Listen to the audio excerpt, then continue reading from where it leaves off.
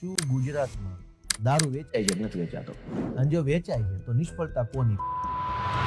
ઈ જે વિચારે છે હું નથી એ વિચારતો, ઈ જે કહે છે એમાં હું સહમત નથી. આ ચૂંટણી જ્યારે લડ્યા ત્યારે તમને ધમકીઓ મળતી હતી?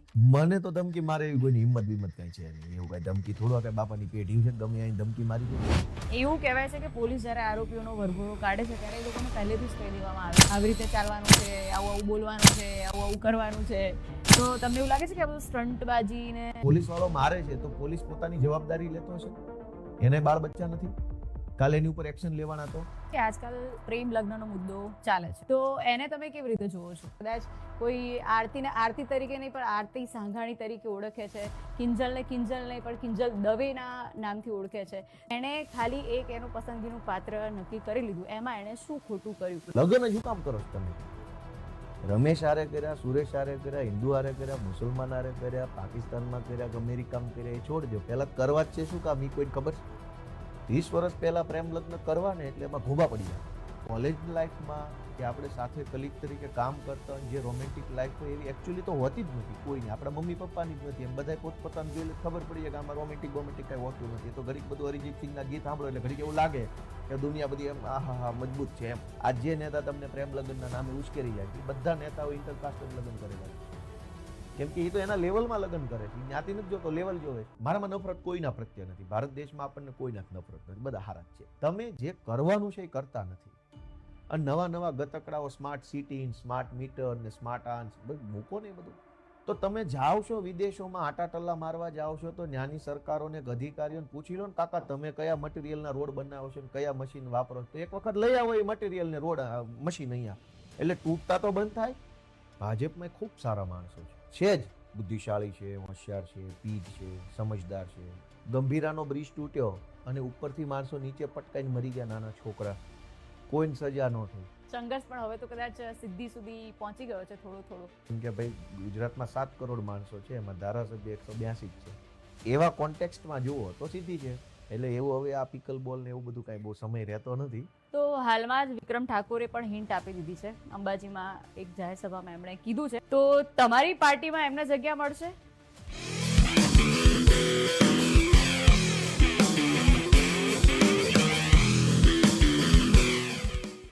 હેલો, હાય, નમસ્કાર. હું છું પૂજા તમારી સાથે અને તમે જોઈ રહ્યા છો ગુજરાત પોડકાસ્ટ. આજે પોડકાસ્ટમાં મારી સાથે કોઈ ફિલ્મી હસ્તી નથી. આજે મારી સાથે એક એવું વ્યક્તિત્વ છે જે કદાચ જનતા માટે જ જીવી રહ્યું છે. જેમણે પોલીસ કોન્સ્ટેબલ તરીકે તેમની સફરની શરૂઆત કરી હતી, પછી તેઓ આંદોલનકારી પણ બન્યા છે અને સાથે તેઓ વકીલ પણ છે અને હાલ એક યુવા નેતા છે આમ આદમી પાર્ટીના, જેમણે 2025માં વિસાવદરની બેઠક ઉપરથી એક મોટી જીત મેળવી છે.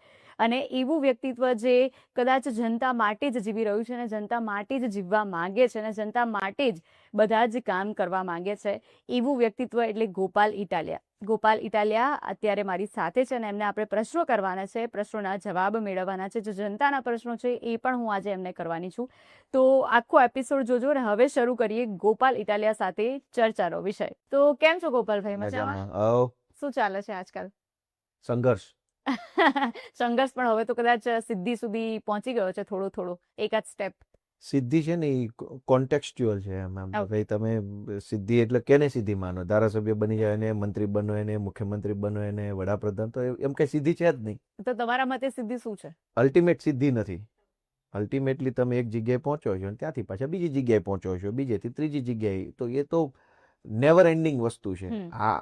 આનું કઈ પૂરું થોડું છે કે ભાઈ અહીંયા પહોંચ્યા, હવે જે દેશના ટોપ 10 ઉદ્યોગપતિઓ છે એ મથ્યા કરે છે ને, એને હજુ એમ નથી લાગતું કે સીધી મળી ગઈ છે. તો કોઈ સીધી બીધી છે જ નહીં, હાલતા રહ્યો એમ સીધે સીધા. એટલે પહેલું સ્ટેપ તો એટલીસ્ટ કવર થઈ ગયું છે એવું માની લઉં. પહેલા નહીં, એમ તો ઘણા સ્ટેજ કવર થઈ જાય. આ તો 10મું, 15મું, 50મું હોય, શું ખબર લાઈફ કેવડી મોટી છે. એમાંથી ધારાસભ્ય બની જવું એ પહેલું ગણવું કે 35મું ગણવું? કેમ કે અહીંયા સુધી પહોંચતા પહેલા ઘણું બન્યા હોય ને આપણે. ડિગ્રીઓ લીધી હોય, નોકરીઓ લીધી હોય, વેપાર કર્યો હોય, પૈસા કમાયા હોય, સમાજમાં ઇજ્જત કમાણા, પાર્ટીના હોદ્દા મળ્યા, તો ઘણું પગલું છે. એટલે એક લેવલે ખરું એમ કમ્પેર ટુ અધર્સ, એમ કે ભાઈ ગુજરાતમાં 7 કરોડ માણસો છે, એમાં ધારાસભ્ય 182 જ છે. એવા કોન્ટેક્સ્ટમાં જુઓ તો સીધી છે. વ્યક્તિગત જીવનમાં જોઈએ તો હજુ તો કેટલું બાકી છે. રાજકારણમાં તમે છો તો એમાં તો ઘણું બધું ટેન્શન રહેતું હશે. તમારો શોખ કયો છે? તમે તમારું ટેન્શન હળવું કરવા માટે શું કરો છો જનરલી? ટેન્શન હળવું કરવા માટે નહીં, પણ એક મજા આવે, પોતાને ગમે, પોતાને એક સંવેદનાઓ અનુભવાય, એટલા માટે હું ગાવાનું પસંદ કરું, કવિતાઓ લખું. કવિતા તો હવે સામેવાળો હા પાડે તો કવિતા લખું, વાંચું, આર્ટિકલો ખૂબ વાંચું. આ 3 મારા મુખ્ય પસંદગીના વિષયો છે: ગાવું, લખવું અને વાંચવું. એમાં લખવા અને ગાવાનો પાર્ટ ઓછો છે, વાંચવાનો પાર્ટ જરાક મોટો છે. એવું કર્યા કરીએ. તો એના સિવાય તમે બીજું કઈ એક્ટિવિટી કરો ખરા? કે જેમ કે પિકલ બોલ અત્યારે બહુ ચાલે છે, તો તમે પિકલ બોલ ક્યારે એટલે શું આવે? પિકલ બોલ એક ટેનિસ જેવું રમવાનું આવે છે, એવી રીતે રમવાનું. એનો કોર્ટ હોય આખો, એમાં પણ બુકિંગ્સ થતા હોય છે ને એવી રીતે હોય છે. તમે ક્યારે રમ્યા છો? ના, એવો સમય ન હોય.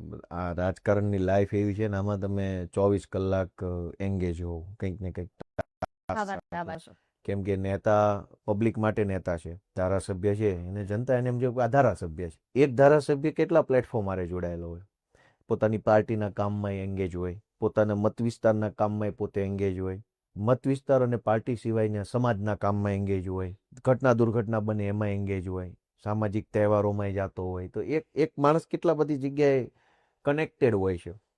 એટલે એવું હવે આ પિકલ બોલ ને એવું બધું કાંઈ બહુ સમય રહેતો નથી. રોજે રોજ સાંજ ક્યારે પડી જાય ખબર ન રહેતો, એટલી બધી દોડધામ હોય.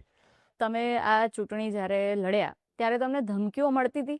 અને જો મળતી હતી તો તમે એને કેવી રીતે ટેકલ કરતા હતા? કેવી રીતે જોતા હતા કે ભાઈ કોઈએ તમને ફોન કર્યો હોય કેવી રીતે? મને તો ધમકી મારે એવી કોઈની હિંમત બીમત કાંઈ છે નહીં. એવું કાંઈ ધમકી થોડો કાંઈ બાપાની પેઢી છે ગમે આવીને ધમકી મારી જાય. મને ન મારે, અને મને ધમકી મારે તો પછી હું મારી રીતે એને વળતો જવાબ વ્યવસ્થિત આપી શકું એમ કેપેબલ છું. પણ મને ધમકી ન મારે, જનતાને ધમકાવે. ભાજપના માણસોની ટેવ શું છે કે શક્તિશાળી માણસ હોય એનાથી દૂર રહેવાનું અને નબળા માણસને દબાઈ દેવાનો. મને ધમકી ન મારે ચૂંટણીમાં, એ મતદારોને ધમકી મારે. ગોપાલને મત દેશો તો તમારો ઓટલો તોડી નાખશું, ગોપાલને મત દેશો તો કૂપન બંધ કરાવી દઈશું, ગોપાલને મત દેશો તો તમને આ યોજનાનો લાભ નહીં મળે. એમને ધમકાવે. નાનો માણસ તે બચારો બોલી ન શકે, ડર લાગે. એટલે મને તો કાંઈ કોઈ ધમકી બમકીનો કોઈ પ્રશ્ન જ નથી, સિસ્ટમ જ નથી આપણે ત્યાં. પણ લોકોને ધમકાવે છે, અને કંઈ હું ચૂંટણીમાં ઊભો રહું તો જ ધમકાવે એવી વાત નથી. આ તો ધંધો છે એમનો. ધાક ધમકીથી લોકોની ઉપર એક કંટ્રોલ બનાવી રાખવાનો, અને એ ડરમાં ને ડરમાં લોકો પાસેથી વર્ષો સુધી વોટ પડાવી લેવાના. એ તો એમને ધંધો છે અને કરે છે. ને એમના આ ધાક ધમકીના ધંધાની સામે જ તો અમારી લડાઈ છે. અમે લડાઈ જ એ લડીએ છીએ કે નેતા તમને ધમકાવવા કે ડરાવવા માટે નથી. નેતા તમને મોટિવેટ કરવા માટે, કોઓપરેટ કરવા માટે, ઇન્સ્પાયર કરવા માટે છે, તમને એન્કરેજ કરવા માટે, તમને હિંમત આપવા માટે નેતા છે. અમે શું કામ રાજનીતિમાં છીએ જે હાટું? ભાઈ આજ નેતા કેવો છે, નેતાનો ડર લાગે બહુ, અંદરથી થોડાક ડિસ્કરેજ થઈ જાય માણસ, આમ હિંમત તૂટી જાય કે આને ગમશે નહીં ગમે. નેતા એક ભાજપના છે, એક અમે છીએ. એ ડરની દુકાન ખોલીને બેઠા છે. અમે લોકોને હિંમત આપવાનું કામ કરીએ છીએ. એટલે ધાક ધમકીનો વિષય હોવો ન જોઈએ, પણ એ તમે પૂછ્યું એટલે. તો પછી તમને કોઈ જનતામાંથી વિસાવદરમાં તમે જ્યારે ઊભા હતા ત્યારે તમને કોઈ એવું કીધું આવીને કે ભાઈ ગોપાલભાઈ તમે ઊભા છો, અમે તમને સપોર્ટ કરીએ છીએ બધું રીતે, પણ મને રાત્રે આવો ફોન આવ્યો હતો કે મારી પાછળ હું જાઉં છું તો મારી પાછળ 4 જણા ફરતા હોય છે, એવું કોઈ તમને? કેટલાય કિસ્સા બન્યા ચાલુ ચૂંટણીએ. સરકારી માણસોએ ડરની દુકાન ખોલી હતી ત્યાં. પોલીસ સ્ટેશનો, મામલતદાર ઓફિસો, સહકારી બેંકો, અને જેટલું પણ આખું સરકારી તંત્ર હતું એને ધંધો જ આ કર્યો ભાજપની દલાલી કરવાનો ચૂંટણી ટાણે. જેટલા પણ લોકો સરકારી માણસોના કોન્ટેક્ટમાં આવે, એટલે સરકારી માણસો પ્રભાવિત કરતા હતા જનતાને કે તમારું કામ આમ નહીં થાય, તેમ નહીં થાય, હું આમ નહીં કરું, તેમ નહીં કરું. અનેક લોકોએ મને કીધું કે આવું થાય છે. પીઆઈ બોલાવીને ધમકાવતા હતા ગામના સામાજિક આગેવાનોને. પોલીસ સ્ટેશનમાં બોલાવીને ધમકાવે કે કઈ બાજુ રહેવાના છો તમે. એ તો સમયે બધાને જવાબ આપશું એવું નથી. કઈ બાજુ એટલે અમે જાણીએ છીએ સત્યની બાજુ રહેવાના છે અમે. એટલે કર્યું છે એ ધંધો એમણે કર્યો છે, પણ કંઈ વાંધો નહીં, સમયનું કામ કર્યું ને આજે પરિણામ નજર સામે છે. તો તમને લાગે છે કે તમારા પર જે જૂતા ફેંકવાની જે પ્રથા ચાલુ થઈ ગઈ છે, ઘટનાઓ બની રહી છે, જે સીધી આંગળી તમે લોકો ઉપર કરો છો કે ભાઈ આ ભાઈએ ફલાણું કર્યું છે, જે તમારા પોડકાસ્ટમાં, તમારી જાહેર સભાઓમાં અને તમારા સોશિયલ મીડિયા અકાઉન્ટ્સમાં અમે જોતા હોઈએ છીએ કે તમે નામ દઈને વાત કરો છો કે ભાઈ આ વ્યક્તિએ ખોટું કર્યું છે, આ વ્યક્તિએ આવું કર્યું છે, તો એના કારણે તમારા ઉપર આ જૂતા ફેંકવાનો સિલસિલો ચાલુ થયો છે કે તમારા કામના લીધે કે પછી આમ આદમી પાર્ટીમાં તમે જોડાયેલા છો એના લીધે આ સ્ટાર્ટ થયું છે?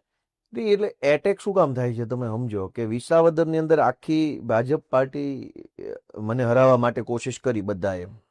મુખ્યમંત્રી, પ્રદેશ પ્રમુખ, ગૃહમંત્રી, પાણી પુરવઠા મંત્રી, વન મંત્રી, કૃષિ મંત્રી, તમામ પ્રકાર, અને બુટલેગરો હતા ભેગા, ગુંડા માફિયા, લફંગા, તોડબાજો, બધા જ લોકો આખું મતલબ સેના લઈને જ આવ્યા હતા ત્યાં. અને કે ગોપાલ ઇટાલિયા જીતવો ન જોઈએ, અને છતાંય હું જીતી ગયો. એટલે ભાજપની ઐતિહાસિક રીતે શરમજનક હાર થઈ. ગુજરાત જેવા રાજ્યમાં આખી ભાજપ પાર્ટી લાગી જાય અને એ પછી એક પેટા ચૂંટણી ન જીતે તો એ ઇતિહાસની સૌથી શરમજનક હાર છે. એટલે હવે ઈગો હટ તો થવાનો છે.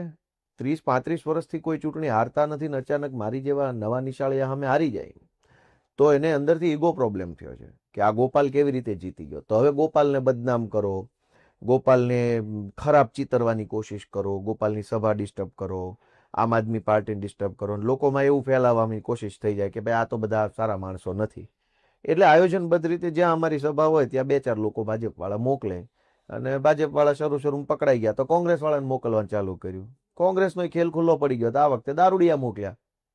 એટલે એ ઈગો હર્ટ થયો છે એમનો કે પેટા ચૂંટણી ભાજપ હારી કેવી રીતે ગયું, એ પણ ગુજરાતમાં.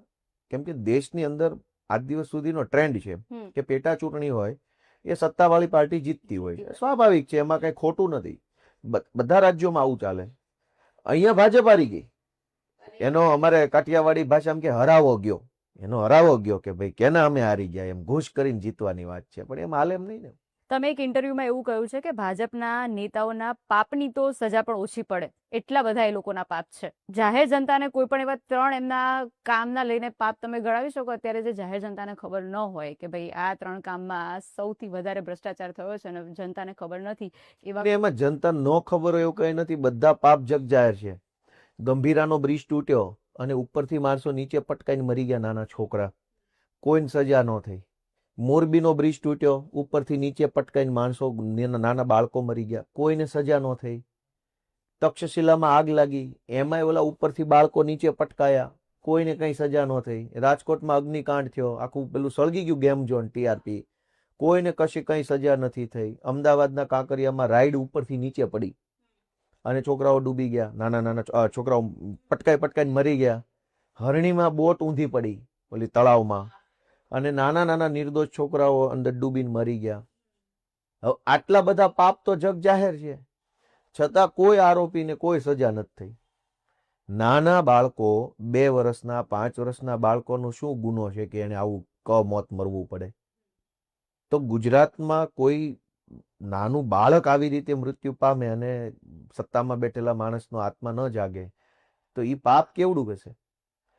કહેવા બેસીએ તો લિસ્ટ 1 કલાક ખાલી આ લિસ્ટ ઉપર જ થાય એવું છે. સમજો કે તમે મને એમ કહો લિસ્ટ આપી દો પાપનું, તો હું મને બોલવા હમણાં. એમાં તમે મને ના નહીં પાડી શકો કે ભાઈ આ ખોટું છે, આવું નહોતું થયું. એટલા પાપ છે કે એની સજા ઓછી પડશે. પણ એ સમય આવશે, ઈશ્વર કરશે, જનતા કરશે, અને આ જે કાંઈ પાપ છે એને ભોગવવું પડશે. ઓકે, તો હવે આટલા બધા, ધારો કે તમે જે બધા કિસ્સા આપણને ગણ્યા આપણે, હવે એમાં ધારો કે કદાચ ગોપાલ ઇટાલિયા જ હોત સત્તામાં તો ગોપાલ ઇટાલિયા શું પગલાં લેત? આ મસ્ત વાત છે. ગોપાલ નહીં, રમેશ હોય, છગન હોય, મગન હોય, જનતાની સરકાર પાસે શું અપેક્ષા હોય? ખાલી ગોપાલ હોય તો જ બધું સારું, તો કાલ પાછો ગોપાલ મરી જાય એટલે હતું એવું ને એવું થઈ જશે. મૂળ બેસિક વાત શું છે કે જનતાની સરકાર પાસે શું આશા હોવી જોઈએ હંમેશા માટે? કે ભાઈ જે આના દોષિત છે એની ઉપર પહેલા તો FIR થવી જોઈએ, વ્યવસ્થિત તમામ કલમો લાગવી જોઈએ, પૂરતી તપાસ થવી જોઈએ. ગમે એવડી મોટી તોપ હોય, અમેરિકાના રાષ્ટ્રપતિ આરે સગપણ હોય તોય તેને સજા થઈ જવી જોઈએ. આટલી મજબૂત વ્યવસ્થા હોવી જોઈએ. હવે એ વ્યવસ્થા નથી. ગોપાલ આવે ને વ્યવસ્થા થઈ જાય, પાછો ગોપાલ મરી જાય તો પાછી વ્યવસ્થા બગડી જાય. મૂળ મુદ્દો એ છે કે જનતાએ સરકારને મત એટલે આપ્યા છે કે કોઈ માણસ ખોટું કરે, કોઈ માણસ અન્યાય કરે, અત્યાચાર કરે તો એને સજા કરવી. બીજેપી શું કરે છે કે કોઈ માણસ અત્યાચાર કરે એટલે એને પૈસા લઈને એને બધું સેટિંગ કરી આપવાનું. આજકાલ તમે જોવો છો કે અનેક છોકરાઓ દારૂ ને ડ્રગ્સ પીને કાર ચલાવે છે, ગમે એને કચડી મારે છે, હિટ એન્ડ રન. એ બધા છોકરાઓને હિંમત ક્યાંથી આવે છે? ડ્રગ્સ કે દારૂની પેલી કરી અને કાર ચલાવવાની હિંમત ક્યાંથી આવે છે? એને ખબર છે કે ભાઈ ચલાવો ને કોઈક મરી જશે તો 2 લાખ આપી દઈશું, પતી જાય. જો એને એવી ખબર પડી જાય કે 2 નહીં 2 કરોડ આપવાથી પતશે નહીં, મરી જાય જેલમાં, તો માણસ હિંમત નહીં કરે. સોર્સ ઓફ એન્કરેજમેન્ટ શું છે? ક્રાઇમ કરવા માટેની પ્રેરણા માણસને ક્યાંથી મળે છે? સરકાર પાસેથી. કે આ ભાજપની સરકાર છે કોકને લાફો મારી લઈશ તો 5,000 પતશે, ધોકો મારીશ તો 20,000 પતશે, ગાડી માથે ચડાઈને માર નાખીશ તો 2 લાખમાં પતશે, ખૂન કરી નાખીશ તો 10 લાખમાં પતશે. ભાવ નક્કી થઈ ગયા છે બધા ક્રાઇમના. કેટલાક પૈસા પોલીસ લે છે, કેટલાક પૈસા સરકારી માણસો બીજા લે છે, અને બધા મળીને આપણને છોડી મૂકશે. તો ગોપાલભાઈની સરકાર આવે તો હું એમ નહીં, સરકાર છે છતાંય કેમ આવું થાય છે? તો સરકાર હોવાનો મતલબ શું? સરકાર it self is a authority. સરકાર એક ઓથોરિટી છે. જે ઓથોરિટીને માનવા માટે આપણે બધા ડ્યુટી બાઉન્ડ છીએ. મારે માનવાનું છે, તમારે માનવાનું છે. હું ન માનું તો મને સજા થવી જોઈએ, એને બદલે હું ન માનું એની સજા તમને થાય છે. જે ઓથોરિટીને માની લે છે કે સરકાર છે આપણા બધાની ઉપર ઓથોરિટી, યસ, જે માને છે એને જ સજા થાય છે. ઓથોરિટીનો સ્વીકાર કરી લે છે, એને પ્રોટેક્શન મળવું જોઈએ. કાલે એવું નક્કી થયું કે આ મકાનનો માલિક ગોપાલભાઈ પોતે, તો આ મકાનમાં રહેનારા બધા લોકોની સુરક્ષા સલામતીની જવાબદારી ગોપાલભાઈની હોય. ઇટરનલી કોઈ તકલીફ પડે તો ગોપાલભાઈ બેલેન્સ કરવાનું હોય. કોઈ માણસ અન્યાય કરે તો એને ગોપાલભાઈએ કંટ્રોલ કરવાનો હોય. એના બદલે જે માણસ ગોપાલભાઈની ઓથોરિટીને સ્વીકારી લે છે એ દુઃખી છે, અને નથી સ્વીકારતો એ 2-5 હજાર આપીને ગમે તેવો ક્રાઇમ કરે છે. તો આવા પાપ ભાજપની સરકારમાં થાય છે, કેમ કે દરેક ક્રાઇમનો એક ભાવ નક્કી થઈ ગયો. ગુનો કરવાનો ભાવ, દારૂ પીવાનો ભાવ આટલો, બોટલ ફેરવવાનો ભાવ આટલો, એક્સિડન્ટ કરવાનો આટલો, એક્સિડન્ટમાં મારી નાખવાનો ભાવ આટલો, ધોકા મારવાનો ભાવ આટલો, બેનો દીકરીઓને છેડતી કરવાનો આટલા રૂપિયા પોલીસને આપો એટલે છૂટી જાઓ, સાયબર ક્રાઇમમાં આટલા આપવાના. આ તો એનો અર્થ આવ્યો થયો કે રેટ કાર્ડ છે, ભાવ પત્રક ક્રાઇમનું. ન હોય ના પાડો. તમે એમ કહો કે ભાઈ નહીં કોઈ નથી છૂટી જતું ગુજરાતમાં, તો અહીંયા તો ટાંટિયા ભાંગી નાખે એવી સરકાર છે. એમ બોલો કોન્ફિડન્સ થઈ ગયો, તમને કોન્ફિડન્સ હોય તો.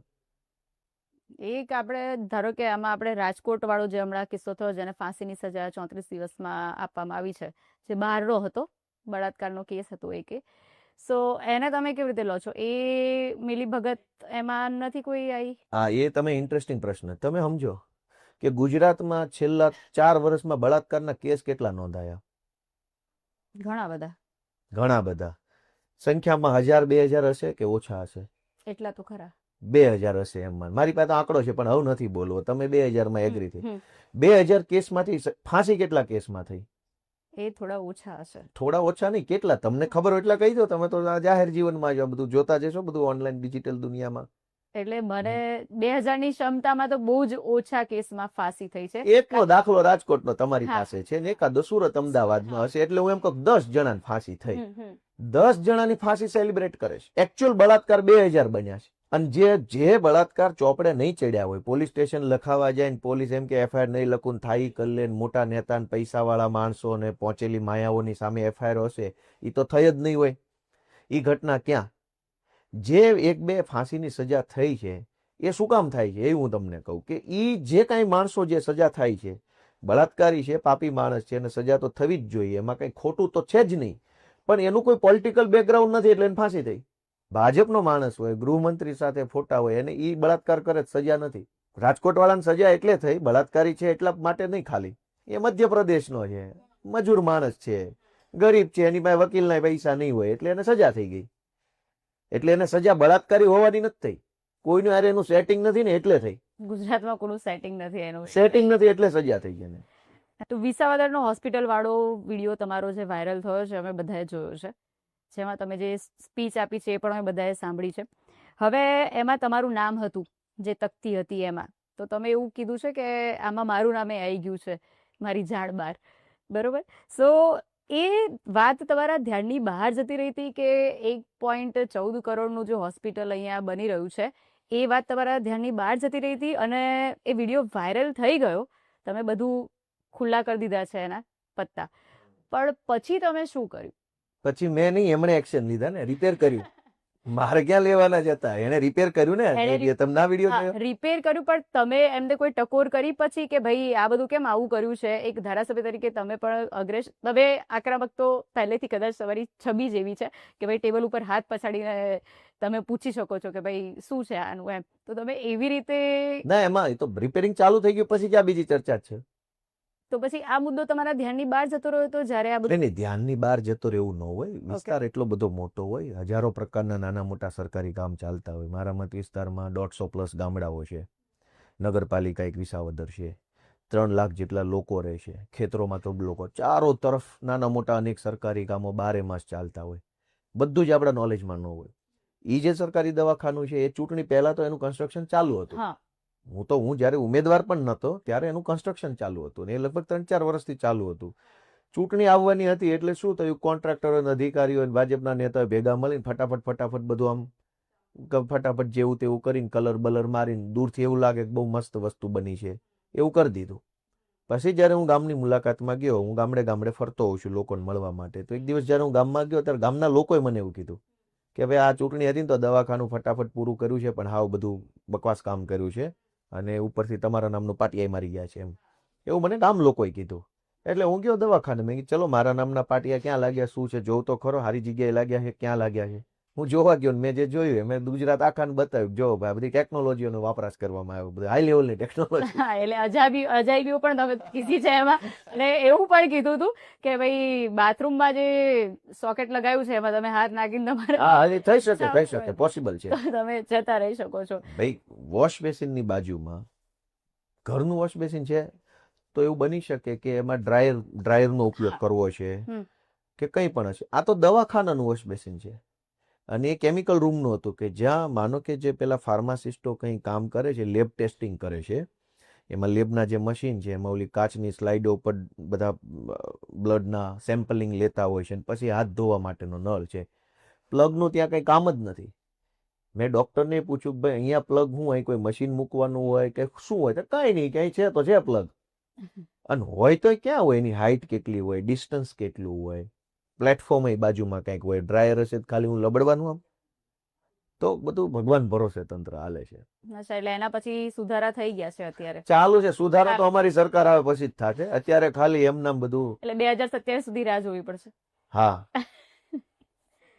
ઇલેક્શન પહેલાના એક ઇન્ટરવ્યુમાં તમે થોડા કામ ગણાવ્યા છે, જે હું તમને ગણાવી દઉં કે જમીન માપણી, ખાતર, બીપીએલ કાર્ડ, સ્કૂલમાં ટીચરોની અછત, હોસ્પિટલોમાં ડોક્ટરોની અછત, ગામડામાં બસની સુવિધા અને પાણી. આટલા કામ તમે ગણાવ્યા હતા. તો આમાંથી તમે હાલ શેના ઉપર કામ કરી રહ્યા છો અને કયું કામ પૂરું થઈ ગયું છે? જમીન માપણીનો જે મુદ્દો છે એની અંદર મેં જિલ્લા કક્ષાએ અમારી એક મિટિંગ થાય કલેક્ટરની અધ્યક્ષતામાં દર મહિને, એ મિટિંગની અંદર મેં એ મુદ્દો મૂક્યો છે. અને જમીન માપણી આખા ગુજરાત રાજ્યની અંદર તકલીફનો વિષય છે. સરકાર પોતે ઓફ ધ રેકર્ડ એવું માને છે કે એમણે ખોટું કર્યું છે. 22,000 કરોડ રૂપિયાનું કૌભાંડ છે ગુજરાત આખાનું જમીન માપણીનું. એટલે માત્ર વિસાવદર નહીં, આખા ગુજરાતની તમામ જમીનોનું રેવન્યુ રેકર્ડ લોચામાં પડ્યું છે, કારણ કે સરકારે 22,000 કરોડ રૂપિયા ખાઈ ગયા અને નકલી જમીન માપણી કરી છે. એ મુદ્દો મેં ઉઠાવ્યો છે, મેં વિધાનસભામાં પણ પ્રશ્ન પૂછ્યો છે. ખાતરની અછતની બાબતમાં મેં જિલ્લાની કમિટીમાં પ્રશ્ન પૂછ્યો છે કે અમારા જુનાગઢમાં ડેપો કેટલા છે, એ ડેપોને કેટલું ઓથોરાઇઝેશન છે, કેટલું ખાતરનો જથ્થો આવે છે, કેટલું મેન્યુફેક્ચરિંગ થાય છે, એ બધાની ઉપર અત્યારે મારું કામ ચાલુ છે. સરકારી બસોની બાબતમાં મેં વિધાનસભામાં એક પ્રશ્ન પૂછ્યો હતો કે સરકારે બસોની કેટલી ખરીદી કરી કુલ 1 વર્ષની અંદર, નવી બસ કેટલી લીધી, એ બસ કેટલાની આવી, એ બસની બોડી બનાવવા માટે કેટલો ખર્ચો કર્યો. તો સરકારે મારો પ્રશ્ન રિજેક્ટ કર્યો કે સરકાર આનો જવાબ આપવા માંગતી નથી, કેમ કે એનાથી પોલ ખુલી જાય. સરકાર શું કરે છે કે બસોની ખરીદી બહુ મોટા પાયે કરે છે, પણ એકચ્યુઅલ રોડ ઉપર એટલી બસો આવતી નથી. એના કારણે બસોની શોર્ટેજ છે. માનો કે 100 બસની જરૂર હોય તો સરકાર પાસે 60 બસ જ છે. એટલે કોઈ પણ સંજોગોમાં 40 બસનો જે શોર્ટફોલ છે એ પૂરો નથી થવાનો. મેં વિધાનસભામાં બસ બાબતનો પ્રશ્ન મૂક્યો તો એણે રિજેક્ટ કરી દીધો મારો પ્રશ્ન કે ભાઈ આ ચર્ચા સરકાર કરવા માંગતી નથી. તો વિસાવદરમાં અત્યારે તમે આટલા મુદ્દા ઉપર કામ કરે છે, એમાં જે હોસ્પિટલમાં ડોક્ટરની અછત, ટીચરની અછત અને પાણી, આ 3 મુદ્દા ઉપર તમે કામ ચાલુ કરી દીધું છે. આ બધા મુદ્દાઓ પોલિસી લેવલના, સરકાર લેવલના મુદ્દા છે, એટલે એમાં મારી અત્યારે રજૂઆત છે. લોક જાગૃતિ કરીએ, અધિકારીઓને મળીએ અને કઈ યોજનાથી કેવી રીતે કયું કામ આગળ વધે એના માટે સતત પ્રયત્નશીલ છું. શિક્ષકો ઘટવા અને ડોક્ટરો ઘટવા, એની પાછળ સરકારનો પોતાનો ઈરાદો ખરાબ છે. સરકારને, બીજેપીને એવી ઈચ્છા જ નથી કે કોઈ સરકારી ડોક્ટર કે સરકારી શિક્ષક હોય. શું કામ? તો કે ભાજપના જ માણસોએ પ્રાઇવેટ દવાખાના ખોલ્યા છે અને એણે પ્રાઇવેટ શાળા ખોલી છે. સરકારી મળતું થઈ જશે સારું, તો ભાજપની નેતાની શાળામાં છોકરાઓ ક્યાંથી આવશે? સંખ્યા નહીં થાય. આજ ગુજરાતના મોટા ભાગના પ્રાઇવેટ દવાખાનાઓ છે એના ફાઇનાન્સરો કોણ છે? લગભગ જગ્યાએ બીજેપીના માણસોએ કોર્પોરેટ હોસ્પિટલો ખોલી છે. માનો કે તમે ભણી ગણી ડોક્ટર થયા ને તમારી પાસે સગવડ છે તો તમે 10 કરોડનું એસ્ટાબ્લિશમેન્ટ ઊભું કર્યું, એ તો તમે છો. વ્યક્તિગત. કોર્પોરેટ હોસ્પિટલો કેવી રીતે ખુલે છે અહીંયા?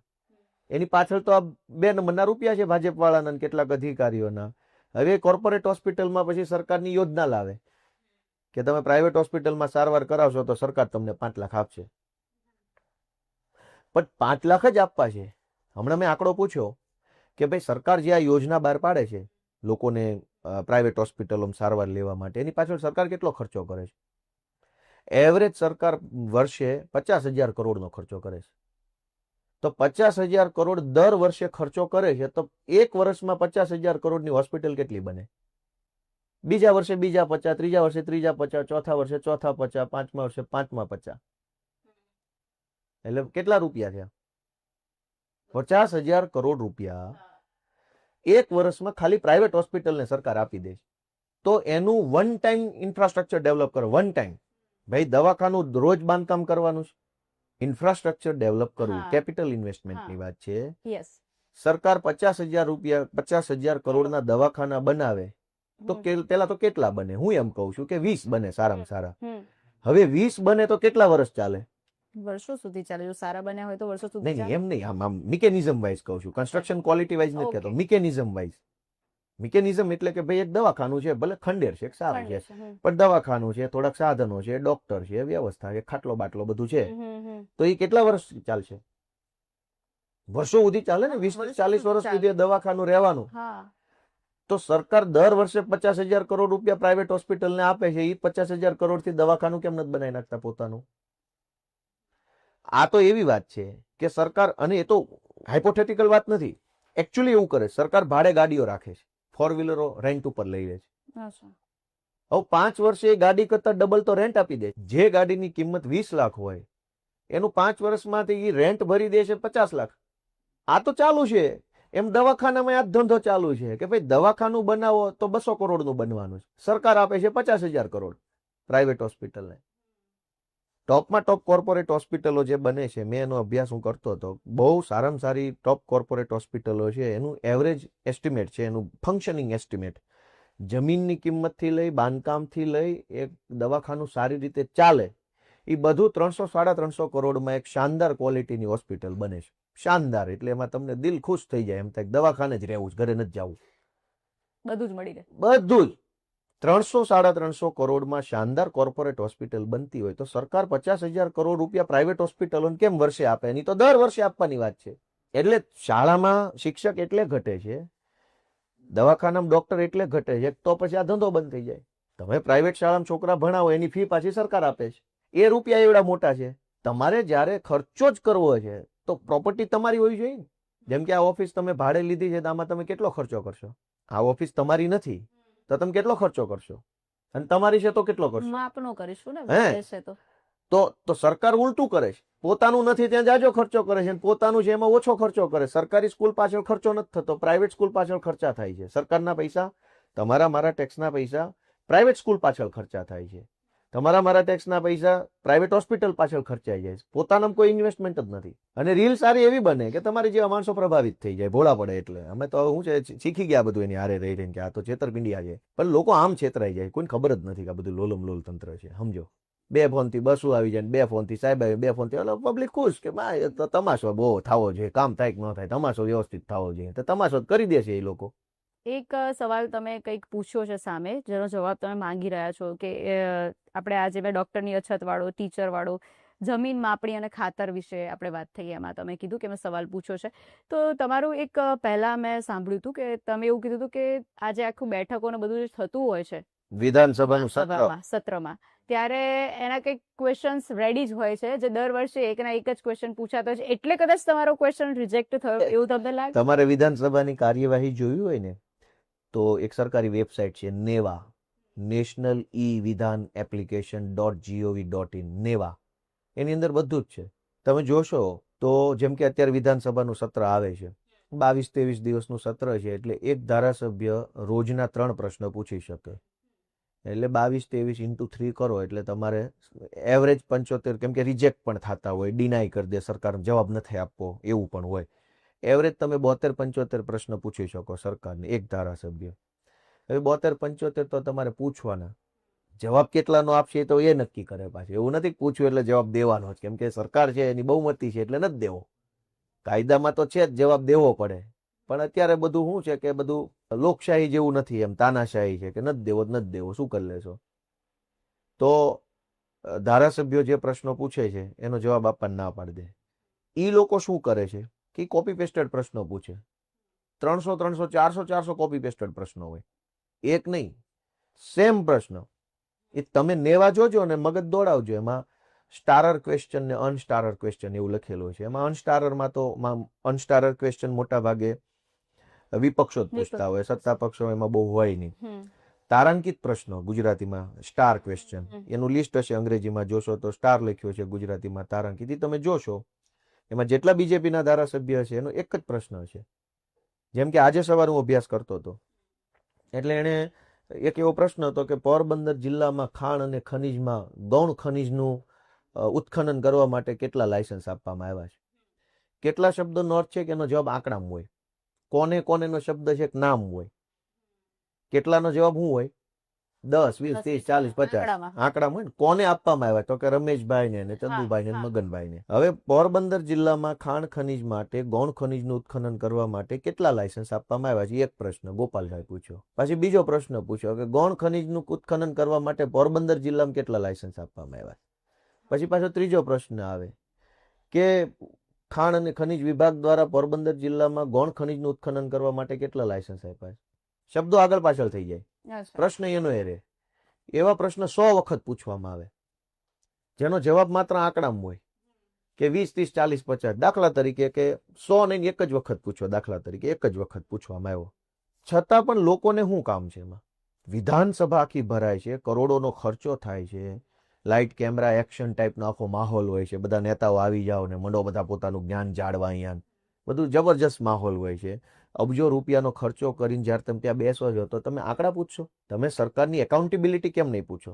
જેમ કે મેં પ્રશ્ન પૂછ્યો, હવે જે અત્યારે ચાલુ સત્ર છે એમાં મેં હમણાં એવો પ્રશ્ન પૂછ્યો કે ભાઈ હમણાં સરકારના મોટા ભાગના રોડ છે, એ રોડના કોન્ટ્રાક્ટરો રોડ અડધો ફડધો બનાવે, થોડો થોડો બનાવે, પછી છોડીને ભાગી જાય કે અમારે નથી બનાવવું. એટલે સરકાર એને નવેસરથી ટેન્ડર કરે.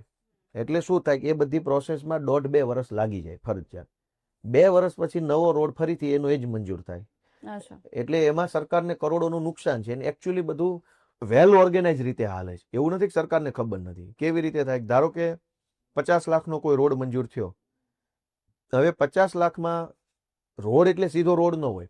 સરકારી ટેન્ડરોમાં લખ્યું હોય કે પહેલાના ઝાડવા કાપવાના બંને સાઈડથી, માટી ઉતારીને એનું લેવલ કરવાનું છે, પછી એની ઉપર પાછું મોરમ નાખવાનું છે, હાર્ડ સરફેસ બનાવવાનું છે, પછી બાજુમાં ગટર બનાવવાની છે, આ પાટિયા લગાવવાના છે, આ 3 નાળા બનાવવાના છે, બ્રિજ, આ નીચે બેઠું નાળું છે, આ ઉપરનું નાળું છે, આમ તેમ એવું બધું જ ભેગું હોય એની અંદર. ખાલી રોડ એટલે આમ સ્ટ્રેટ ન હોય, 100 આઈટમ હોય એની અંદર.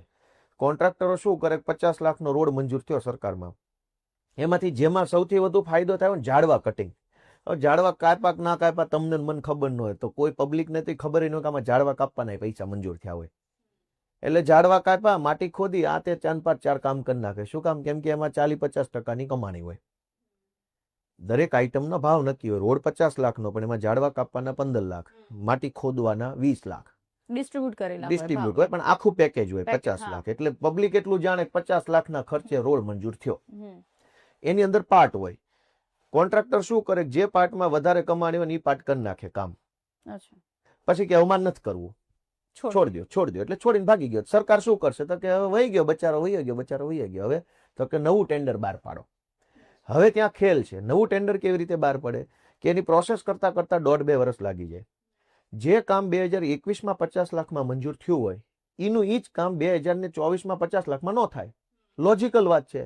મોંઘવારી વધી ગઈ, બધી વસ્તુના ભાવ વધી ગયા, મજૂરી વધી ગઈ, રેતી, કપચી, સિમેન્ટ, વાહનોના ભાડા, જેસીબીના ડીઝલ બીજલ બધું જ વધી ગયું. જે તે વખતે 50 લાખ છે એ 2021ના રેટ પ્રમાણે હતા. પેલા એ પોતાનો કમાણી થાય એવું કામ કરી લીધું. હવે ભાગી ગયો. સરકાર કે કઈ વાંધો ને, બીજા કોન્ટ્રાક્ટર પાસે કરાયેલી. એટલે ફરીથી એ રોડ 60 લાખનો મંજૂર થાય. 50નો મંજૂર થયો, એમાંથી 20 લાખનું પેલો કોન્ટ્રાક્ટર કામ કરીને જતો રહ્યો, 30નું બાકી રાખ્યું ને 30નું કામ કરવાનું ટેન્ડર 60 લાખનું બહાર પડે. તો એકચ્યુઅલ રોડ કેટલામાં બન્યો? અને એ પછી પાછો એ રોડ તો 2 વર્ષ હાલવાનો નથી. આ ખેલ હાલે છે. તો મેં એનો પ્રશ્ન વિધાનસભામાં પૂછ્યો છે. ભાજપવાળા શું પૂછે? ભાજપવાળા એમ પૂછે કે ભાઈ જુનાગઢ જિલ્લામાં કુલ કેટલા રોડ મંજૂર થયા, કેટલા રૂપિયાના ખર્ચે? તો કે કુલ 20 રોડ મંજૂર થયા 180 કરોડનો ખર્ચે. એટલે કે બજાવ તાલી 180 કરોડના રોડ મંજૂર થઈ ગયા, રોડ મંજૂર થઈ ગયા, રોડ મંજૂર થઈ ગયા. એની અંદર આ ખેલ હાલે છે કે 180 કરોડના 10 રોડ મંજૂર થયા હોય તો 10 અડધા અડધા કરવાના, પછી નવેસરથી મંજૂર કરાવવા. એમાં જનતાનો સમય બગડે, પૈસા બગડે, એનું વાત જવા જેવું થાય. સારું, ચલો બીજો એક ક્વેશ્ચન છે કે આજકાલ પ્રેમ લગ્નનો મુદ્દો ચાલે છે. તમારું એક પોડકાસ્ટ હું કાલે જોતી હતી, તો એમાં તમે એવું કીધું હતું કે સમાજ પ્રેમ લગ્નમાં પહેલા પ્રોફાઇલ જોવે છે અને પછી દીકરો દીકરી શું કરે છે એ જોવે છે અને પછી જ્ઞાતિ જોતા હોય છે. જનરલી સમાજ એવું કરતું હોય છે. પણ આ જે બે કિસ્સાની હું વાત કરી રહી છું એમાં તો એ લોકોનું નામ ઘણું મોટું છે અને એ લોકોએ સામે જે વ્યક્તિ સાથે લગ્ન કર્યા છે એનું નામ પણ ઘણું મોટું છે, એમની પ્રોફાઇલ પણ સારી છે, એના માતા પિતા સારા છે, એ પોતે સારું કામ કરી રહ્યા છે, જેણે પસંદ કર્યું છે એ પોતે સારું કામ કરી રહ્યું છે. સ્ટીલ સમાજ એનો વિરોધ કરી રહ્યું છે અને રોષે ભરાયું છે અને સમાજમાંથી બહાર કાઢી દેવાની વાતો કરી રહ્યું છે. તો એને તમે કેવી રીતે જોવો છો? તમે એવું કહેલું છે કે પહેલા સમાજ પ્રોફાઇલ જોવે છે, તો આમાં પ્રોફાઇલ સારી હતી, બધું જ સારું હતું, જ્ઞાતિના પણ છે, બધું જ છે. એવું તો છે નહીં કે આપણે બીજા કોઈ ધર્મમાં લગ્ન કર્યા હોય, એવું પણ નથી. જ્ઞાતિમાં જ કરેલા છે. એ લોકો એવું કહી રહ્યા છે કે ભાઈ આને બહાર કાઢો, આટલું મોટું નામ હોવા છતાં પણ. તમે શું વિચારો છો એના માટે? હું તો ઘણું બધું વિચારું, પણ હું વિચારું એ બધું કહી ન દેવાય, કારણ કે ડખો થાય એવું છે. સાંભળો, આપણે આ વાતને સમજીએ. બહુ સમાજનો સૌથી અત્યારનો સળગતો મુદ્દો છે અને મતાંતરો ખૂબ છે. નવી જનરેશન એમ માને છે કે એવું બધું ના હોય, ભાઈ અમને જે ગમે એ કરી નાખવાનું છે. જૂના જમાનાના જે લોકો રૂઢિચુસ્ત ટાઈપની માનસિકતા એમ કે એમ ન હાલે, અમને પૂછીને કરવાનું. એટલે એક ક્લિયર કટ આની અંદર એક જનરેશન ગેપ જેવું છે, લાઈન છે. એકચ્યુઅલ વાત શું છે કે આમાં બે કોર મુદ્દાઓ છે કે લગ્ન શું કામ કરે છે કોઈ માણસ. પહેલો તો ત્યાંથી નક્કી કરું કે લગ્ન જ શું કામ કરો છો તમે. રમેશ હારે કર્યા, સુરેશ હારે કર્યા, હિન્દુ હારે કર્યા, મુસલમાન હારે કર્યા, પાકિસ્તાનમાં કર્યા કે અમેરિકામાં કર્યા, એ છોડ દો. પહેલા કરવા જ છે શું કામ એ કોઈને ખબર છે? પહેલો વિષય એ છે. જો એ વાતની ક્લેરિટી સમાજમાં ધીમે ધીમે આવે. આજકાલ શું છે કે ભાઈ લગ્ન શું કામ કર્યા? તો કે બસ કર્યા. ભાઈ છે કાંઈ કોઈની પાસે કોઈ કહી શકશે શું કામ કર્યા? એમ કોઈ નહીં, કે હું નહીં કહી શકું. આ બધું આમ હાલે. પણ હવે એ જે જ્ઞાતિની બહાર લગ્ન કરવાની, સમાજની બહાર કાઢી મૂકવાની બધી વાતો એવી છે કે સમાજ કોઈ એવી ફિઝિકલ એક્ઝિસ્ટન્સ નથી. તમે મને એમ કહી શકો કે રૂમની બહાર કાઢી મૂકું. જ્ઞાતિની બહાર કેમ કાઢશો? ઇનવિઝિબલ છે. જ્ઞાતિ આમ પકડી શકાય, જોઈ શકાય નહીં. પણ એ લોકો એવું કહેતા હોય છે કે ભાઈ આને પ્રસંગમાં બોલાવાનું નહીં, આના પ્રસંગમાં કઈ વાંધો નહીં, ના બોલાત, નહીં જઈએ, એવડો મોટો દેશ છે, કોઈ બીજાના લગ્નમાં વૈયા જવું નવા લુગડા પહેરીને. અત્યારે 12 માસ લગ્ન થાય છે પાર્ટી પ્લોટમાં, ગમે પાર્ટી પ્લોટમાં નવા કપડા પહેરીને ઘૂસી જાવ. કોણ પૂછે કઈ પાર્ટીના કયા મહેમાન છે? એટલે તમે તો મુદ્દો એ છે, સાંભળો, આખો મુદ્દો એ છે કે બંને સાઈડથી વિચારવાની જરૂર છે. બે સાઈડથી, નવી જનરેશનની સાઈડથી ને જૂની બેયની સાઈડથી વિચારવું પડે એમ છે. એવું નથી કે લવ મેરેજ જ ફેલ જાય છે, સમાજની રીતે કરેલા લગ્નો ફેલ જાય છે. અલ્ટિમેટલી આપણે જ્યારે લગ્ન કરીએ છીએ ત્યારે આપણે એક કમ્પેન્શનેટ લાઈફમાં જોડાઈએ છીએ. એક સહાનુભૂતિ રહે છે. એક આપણે શું મેળવીએ છીએ કે સામેવાળા પરિવાર અને વ્યક્તિનો આપણે હંમેશા સપોર્ટ મેળવીએ છીએ અને વાઇસ વર્સા છે. અલ્ટિમેટલી આટલું જ થતું હોય. બાકી તો ખાવું, કમાવું, પીવું, નવા કપડાં લેવા, જે કાંઈ બધું એ માણસ પોતે કરે છે. પણ જ્યારે માણસ કોઈ તકલીફમાં આવે છે, તકલીફનો પ્રકાર માનસિક હોઈ શકે, કઈ પૈસા જ ખૂટી જાય એવું નથી, જોબનો પ્રોબ્લેમ આવ્યો, કોઈ શરીરમાં બીમારી આવી ગઈ, કંઈક માનસિક રીતે કંઈક ખબર નહીં, કંઈક આપણે સ્ટક થઈ ગયા, એવા સમયે વાઇસે વર્સા કેટેગરીમાં આમને સામને વ્યક્તિ અને પરિવાર એકાબીજાને ટેકો આપશે, પ્રેરણા આપશે, હિંમત આપશે, સાથ આપશે, એવું અપેક્ષિત છે, એક્સપેક્ટેડ છે. અને એ જ લગ્નનો આખો કોર આઈડિયા છે કે ભાઈ તમે એકલા નથી, એવું રિયલાઇઝેશન સતત લાઈફમાં રહેશે. હવે નવી જનરેશનના પોઈન્ટ ઓફ વ્યૂથી જોઈએ કે ભાઈ રમેશ મને ગમે છે, તમને શું વાંધો રમેશની જ્ઞાતિમાં? જ્ઞાતિમાં આમ તો કઈ વાંધો નથી. જ્ઞાતિ ઇનવિઝિબલ છે. એટલે કોઈ જ્ઞાતિ કઈ કોઈ પકડી કે બિલોરી કાચ મારીને જોઈ શકાતી નથી. પણ એનાથી શું થાય છે કે ભાઈ આજે જે તમને દેખાય છે સારું, એ કઈ હંમેશા સારું હશે એવું હોવાનું નથી. આજે રમેશ મારી યારે ફાર્મસીના સેકન્ડ યરમાં ભણે છે, મને એમ લાગે કે મજાનો માણસ છે, થ્રુ આઉટ લાઈફ એવું હોવાનું નથી. તો ક્યારેક સર્કમસ્ટેન્સીસ ચેન્જ થશે અને રમેશ આજે જેવો છે એવો કાલે નહીં હોય, તો તમારો સપોર્ટ કોણ? એની શ્યોરિટી ક્યાં? જૂની જનરેશન જે માને છે આ માને છે, તમારી શ્યોરિટી ક્યાં? એટલે તમારી સાથે એને કોણ ઊભું રહેશે? કદાચ સુરેશે તમને દગો દીધો તો તમારી સાથે દગો નહીં, સમજો કે સુરેશની કોઈ મર્યાદા આવી ગઈ, હું એમ કહું કે હાલો એ માણસ એટલો સારો છે કે દગો નહીં દે, પણ કાંઈક એની લિમિટેશન આવી ગઈ, બરાબર, અને એનાથી નથી થાય એમ કોઈ વાત. લગ્ન કઈ એવું થોડું છે કે ભાઈ મેરેજ સર્ટિફિકેટ થઈ ગયું એટલે લાઈફ પૂરી થોડી થઈ ગઈ. હવે તો ચાલુ થાય છે ને, રોલર કોસ્ટર લાઈફ છે. એમાં કોઈ એવો સંજોગ બન્યો કે જે રમેશ તમને સેકન્ડ યરમાં ગમતો હતો હવે એવો નથી, તો શું કરવાનું? તો રમેશની ઉપર કંટ્રોલિંગ ઓથોરિટી કોણ? એને સમજાવે, મનાવે, ઠપકો આપે, થોડુંક દાબ દબાણ કરી કોણ? તમે તો ઓળખતા નથી, તો હવે ક્યાં જવાનું? આપણે લગ્ન તો એટલે કર્યા હતા કે આપણને ટેકો રહેશે, પણ ટેકો તો છે જ નહીં. બીજો બધો ટેકો છીનવાઈ ગયો આપણો. અને જે વસ્તુ કોલેજ લાઈફમાં કે આપણે સાથે કલીગ તરીકે કામ કરતા હોય, જે રોમેન્ટિક લાઈફ હોય એવી એકચ્યુઅલી તો હોતી જ નથી કોઈની. આપણા મમ્મી પપ્પાની જ નથી. એમ બધા પોતપોતાનું જોઈ ખબર પડી જાય કે આમાં રોમેન્ટિક કઈ હોતું નથી. એ તો ઘડીક બધું અરિજીત સિંહના ગીત સાંભળો એટલે ઘડીક એવું લાગે કે દુનિયા બધી એમ આહા હા મજબૂત છે એમ. પછી પાછું એવું નથી. તો જ્ઞાતિ મુદ્દો નથી. મુદ્દો છે કે જ્યારે આવું કંઈ સર્કમટેન્સીસ આવશે ત્યારે તમારી હારે કોણ ઉભા રહે છે એની કોઈ શ્યોરિટી હોતી નથી. એની શ્યોરિટી નથી એટલે આગળ જતા ટ્રબલ પડવાની છે. આ બાજુવાળાનો વિષય છે. આ બાજુવાળા એમ વિચારે છે કે ભાઈ અમે જો આની અંદર ડિસિઝન મેકિંગમાં ઇન્વોલ્વ હોઈએ, આજકાલ તો 100% મા બાપ ઇન્વોલ્વ નથી. ભાઈ છોકરી હોય કે છોકરો હોય એને બધું સગપણ બતાવવામાં નથી આવતું. કેટલા ઓપ્શન્સ આપવામાં આવે છે. પહેલાના જમાનામાં એવું હતું કે ભાભલા જાતા અને ભાભલા હામામું નક્કી કરી નાખતા. ડોસા બધા દેશે. ચંદુભાઈ મગનભાઈ નક્કી કર્યું કે ચંદુભાઈની છોકરી મગનભાઈ છોકરો. છોકરાને કઈ ખબર જ નથી અને પરણી જતા આખી જિંદગી પતી જતી. આજકાલ તો બધા ઓપ્શન ખુલી ગયા છે ને, તમે મળી શકો છો, વાત કરી શકો. મીડિયાથી બી તમે લોકો કનેક્ટ થાવ છો. તો મા બાપ શું ઈચ્છે છે કે અમારું આમાં ડિસિઝન મેકિંગમાં ઇન્વોલ્વમેન્ટ હોવું જોઈએ. 100% નહીં, up to certain extent. Yes. તો ડિસિઝન મેકિંગમાં હોવાથી શું થાય કે ભવિષ્યમાં કોઈ કોન્સિક્વન્સીસ આવશે, કોઈ તકલીફો આવશે, કોઈ મુશ્કેલી આવશે, તો અમે પાછા એમાંય તમને ડિસિઝન મેકિંગમાં સપોર્ટ કરશું. શું કામ? એ એવો આગ્રહ હું કામ રાખે છે કે એ એક અવડી મોટી જિંદગી જીવીને આવ્યા છે, કેટલું બધું ડિસિઝન મેકિંગ કરીને આવ્યા છે. માણસનું ડિસિઝન પરફેક્ટ ક્યારે આવશે? જ્યારે એને હજારો ડિસિઝન મેકિંગ કર્યા હોય ત્યારે એનું ડિસિઝન પરફેક્ટ આવવા લાગે. જેની ઉંમર 19, 20, 22 વર્ષ છે એને એના જીવનમાં બહુ મેજર નિર્ણયો લીધા ન હોય, મેજર ઘટનાઓ જોઈ ન હોય. સ્વાભાવિક છે કે એક આકર્ષણ હોય અને છોકરો સારો હોય કદાચ, આપણે કઈ બધા ખરાબ છે એવું માનતા નથી, પણ ડિસિઝન મેકિંગ કેટલા બધા કરવાના છે. રાજકારણમાં હું છું તો અમે રોજ કેટલા નિર્ણય લેતા હોય. બોલવું છે, નથી બોલવું, બાંધવું છે, નથી બાંધવું, પત્ર લખવો છે, નથી લખવો, ઝઘડો થઈ ગયો, જાવું છે.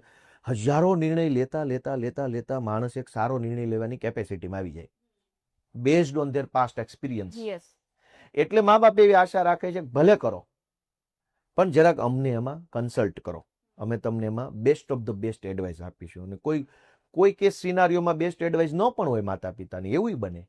બધું જ બ્લેક એન્ડ વ્હાઇટ નથી હું માનતો, પણ બાય એન્ડ લાર્જ માતા પિતાની ડિસિઝન લેવાની એની અંદર એક મોટી એક્સપિરિયન્સ છે. એટલે એવું ઈચ્છે છે કે ભાઈ આમાં અમને તમે કન્સલ્ટ કરો. કન્સલ્ટેશન પછી થાય તો ભવિષ્યમાં એનો તમને ટેકો રહે. ધારો કે તમે, અને બીજું જ્ઞાતિનો મુદ્દો નથી. તમે હજી એક વસ્તુ સમજો, ઇન્ટરેસ્ટિંગ છે કે ભાઈ આપણી માનવ જીવનની શરૂઆત થઈ ત્યારે માણસ એક ગ્રુપમાં રહેવા ટેવાયેલો છે. Group, identified group. આ ભારતમાં આપણે જ્ઞાતિ કહીએ છીએ, પણ અધરવાઇઝ એ માણસ એક ગ્રુપમાં રહે છે. માનો તમે ફાર્મસી કરો ને તો તમે ફાર્માસિસ્ટોના ગ્રુપમાં જુઓ. તમારા વોટ્સએપની અંદર તમને એન્જિનિયર નહીં હોય, સિવિલ એન્જિનિયરો જલ્દી ઓછામાં. શું કામ? કેમ કે એક આપણે આપણા પ્રકારના માહોલમાં રહેવા, એની અંદર કમ્ફર્ટ હોઈએ, એની અંદર આપણે એક કહેવાય ને કે બહુ ઇઝી વેમાં આગળ વધી શકતા હોઈએ છીએ. વાતો મેળ ખાતી હોય, પછી આપણું અપબ્રિંગિંગ એ લેવલનું થયું હોય. તમે જે ભણો છો એવા જ ગ્રુપમાં કેમ રહો છો? જ્ઞાતિ તો શું છે કે રાજનીતિને કારણે વિવાદનો વિષય થઈ ગયો છે. વકીલ કેમ વકીલ આરે જ કોન્ટેક્ટમાં વધારે હોય? એક વકીલની લાઈફમાં સૌથી વધુ ફ્રેન્ડ કોણ હોય? ડોક્ટર હોય કે વકીલ હોય? વકીલ જ હોય. રેન્ડમ કેસમાં બધું જ હોય.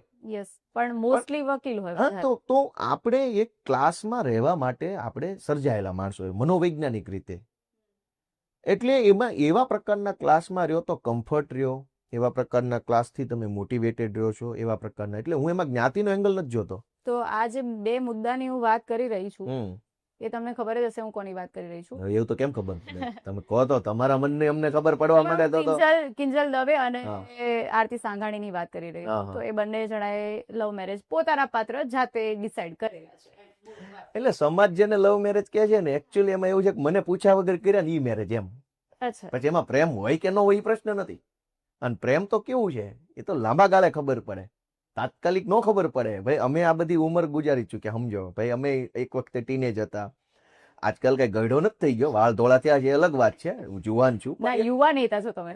એવું કઈ હોતું નથી. અમારાથી યુવા નેતા રાહુલ ગાંધી હજુ છે, હા. એટલે ઘણા યુવાનો જો આ દેશમાં છે. મુદ્દો શું છે કે જેને આપણે પ્રેમ લગ્ન કહીએ છીએ, એકચ્યુઅલી પ્રેમ લગ્ન છે કે કેમ? કેમ કે પ્રેમ ક્યારે ખબર પડે છે, તમે સમજો કે માણસ 10, 20, 25 વર્ષ સાથે જીવી જાય ને, પછી એની એટલું બધું રિયલાઇઝેશન આવે બીજા માણસની હાજરી અને ગેરહાજરીનું. એ કેટલાક પતિ પત્નીઓ આપણા મા બાપની ઉંમરના હોય ને ફીલ કરતા હોય. મમ્મી ઘરે ન હોય ને તો પપ્પાનો ચહેરો દેખાય, તો એ તો તમે બહુ લોંગ ટર્મ પ્રેમ જનરેટ થતો હોય છે. પણ આમાં એટલા બધા મુદ્દાઓ છે કે આમાં કઈ સીધું કહી દેવું ને જરાક અઘરું છે, કેમ કે વિષય એટલો બધો જટિલ છે, એટલો આસાન નથી. રોડની વાતમાં મેં તમને કેમ કીધું, કૌભાંડ છે, આ જટિલ વિષય છે. મારે ખાલી એટલું જાણવું છે કે તમને શું લાગે છે કે સમાજે આવું કરવું જોઈએ આ દીકરીઓ સાથે? કારણ કે દીકરીઓ પણ એમના સમાજની જ છે, એમની સાથે જ સમાજમાં રહીને મોટી થઈ છે, સમાજનું આટલું મોટું નામ કર્યું છે. કદાચ કોઈ આરતીને આરતી તરીકે નહીં પણ આરતી સાંઘાણી તરીકે ઓળખે છે, કિંજલને કિંજલ નહીં પણ કિંજલ દવેના નામથી ઓળખે છે. તો જ્યારે દીકરીઓ આપણા સમાજની હોય ને આપણા સમાજની દીકરીઓ આટલું મસ્ત નામ કરતી હોય, આખી દુનિયામાં ડંકો વગાડતી હોય, તો એણે ખાલી એક એનું પસંદગીનું પાત્ર નક્કી કરી લીધું, એમાં એણે શું ખોટું કર્યું? તમને લાગે છે કે સમાજે આવી રીતે એનો વિરોધ કરવો જોઈતો હતો? નહીં, એટલે જો સમાજ આપણે જ્યારે કહીએ છીએ ને ત્યારે એકચ્યુઅલી આપણે કોને સમાજ કહીએ છીએ? એટલે મોસ્ટલી તો મને એવું લાગે છે કે જે એના આગેવાનો હોય છે એ લોકો નિર્ણયો લેતા હોય છે, અને એ નિર્ણયો પછી આગળ આપણે વહેવાતા હોય છે કે ભાઈ મેં 5 જણાએ ભેગા મળીને કમિટીએ કે આણે આ ડિસિઝન લીધું છે અને હવે અમે જાહેર કરીએ છીએ કે આ લોકો અમારા સમાજમાં નથી, કે આની સાથે કોઈ વ્યવહાર રાખવો નહીં, જો વ્યવહાર રાખશો તો અમે તમારી સાથે કોઈ વ્યવહાર નહીં રાખીએ. એવી રીતે કદાચ આખી આ પ્રોસેસ ચાલતી હોય છે. સમાજ આપણે જેને કહીએ ને ત્યારે હા. હંમેશા કેટલાક આગળ પડતા લોકો જેમાં હોય છે. આખો સમાજ, એક સમાજની સંખ્યા 3 લાખ લોકોની હોય છે, 3 લાખ લોકો ક્યારેય ઇન્ટરફિયર કરતા નથી કોઈ બાબતમાં. એટલે જેને સમાજ કહીએ છીએ એ લોકો કંઈક ને કંઈક રીતે જાહેર જીવન સાથે જોડાયેલા માણસો હોય છે, યા તો સામાજિક યા તો રાજકીય રીતે. એટલે એમના ઓપિનિયનો જે છે એમાં રાજનીતિનું તત્વ ઇન્ફ્લુઅન્સ કરતું હોય. 100% સમાજનું તત્વ ન હોય, રાજનીતિનું તત્વ હોય, પોતાના પર્સનલ એમ્બિશનોનું તત્વ હોય, પોતાની ઓથોરિટી ઓછી થઈ જશે સમાજમાં, એવો એક બધો ભાવ આવતો. એટલે મેં તમને કીધું કે આ વિષયમાં એટલું બધું જટિલ બાબત છે. સમાજ છે, રાજનીતિ છે, નેતા છે, સમાજને ઇન્ફ્લુઅન્સ કરનારા લોકો છે, પોતે પરણી ગયા હોય ઈવડાઈ છે, હજુ જે ભવિષ્યમાં પરણવા માંગતા હોય એ લોકોનો અલગ મત હશે, જે રાહ જોઈને બેઠા હશે એ તો આમાં એગ્રી નથી થવાના કે આમનો કોઈ કેસ ઉલઝે તો પછી મારો કંઈક આવે. એટલે બાબત બહુ જટિલ છે. પણ આમાં 2 વસ્તુ સમજવા જેવી છે. એક કે આપણે મોડર્ન જમાનામાં જીવીએ છીએ અને મોડર્નાઇઝેશન તરફ આગળ વધી રહ્યા છીએ. એટલે કોઈ પણ રિટ્રોસ્પેક્ટિવ વાત હોય, એને ગુજરાતીમાં પશ્ચાતવર્તી એટલે ભૂતકાળ ટાઈપની વાતો, એનું આ જમાનામાં સ્થાન ન હોવું જોઈએ, એ સ્પષ્ટ બાબત છે. એ કેટલીક જૂની વાત કરશો ભાઈ તમે હવે, અને તમારી પહેલા જે લોકો હતા એ જૂની વાત કરીને જીવીને મરી ગયા, શું ફરક પડ્યો? જમાનામાં નવું આવ્યું ને, એઆઈ આવી ગયું, કેમેરા આવી ગયા, પોડકાસ્ટ આવી ગયા, ટેલેન્ટેડ માણસો આવી ગયા, બધું આગળ જ જાય છે, પાછળ કોઈના કંઈ જવાન નથી. તમારે યા તો મનથી સ્વીકારો યા મજબૂરીથી સ્વીકારો. જમાનો હંમેશા આમ જ હાલ્યો છે. છેલ્લા 1000 વર્ષમાં જમાનો આગળ કેમ ચાલ્યો? કોઈ જમાનામાં ઘૂંઘટ પ્રથા હતી અને એટલો બધો ઈગોનો બાબત હતી સમાજ માટે, એટલો મોટો ઈગોનો પ્રોબ્લેમ હતો કે કોઈ વહુ કે કોઈ બોય અને ઘૂંઘટ નહીં તાણે, લાજ નહીં કાઢે તો મર્ડર થઈ જતા. એમાં તારી વહુ મારી લાજ કેમ નથી કાઢતી? ઓથોરિટીનો પ્રશ્ન હતો કે ઘરના જે મોટી મૂછો વાળા ભાભલા હોય એની ઓથોરિટી શું? તો કે બૈરામને જોઈને લાજ કાઢી જવા જોઈએ. એટલે ખોખારો ખાય તો ભાઈ તો ઈ જમાનો તે આજ દેશે ને આજ ભારતે આજ સમાજે જોયો. ઈ ઓથોરિટી ગઈ.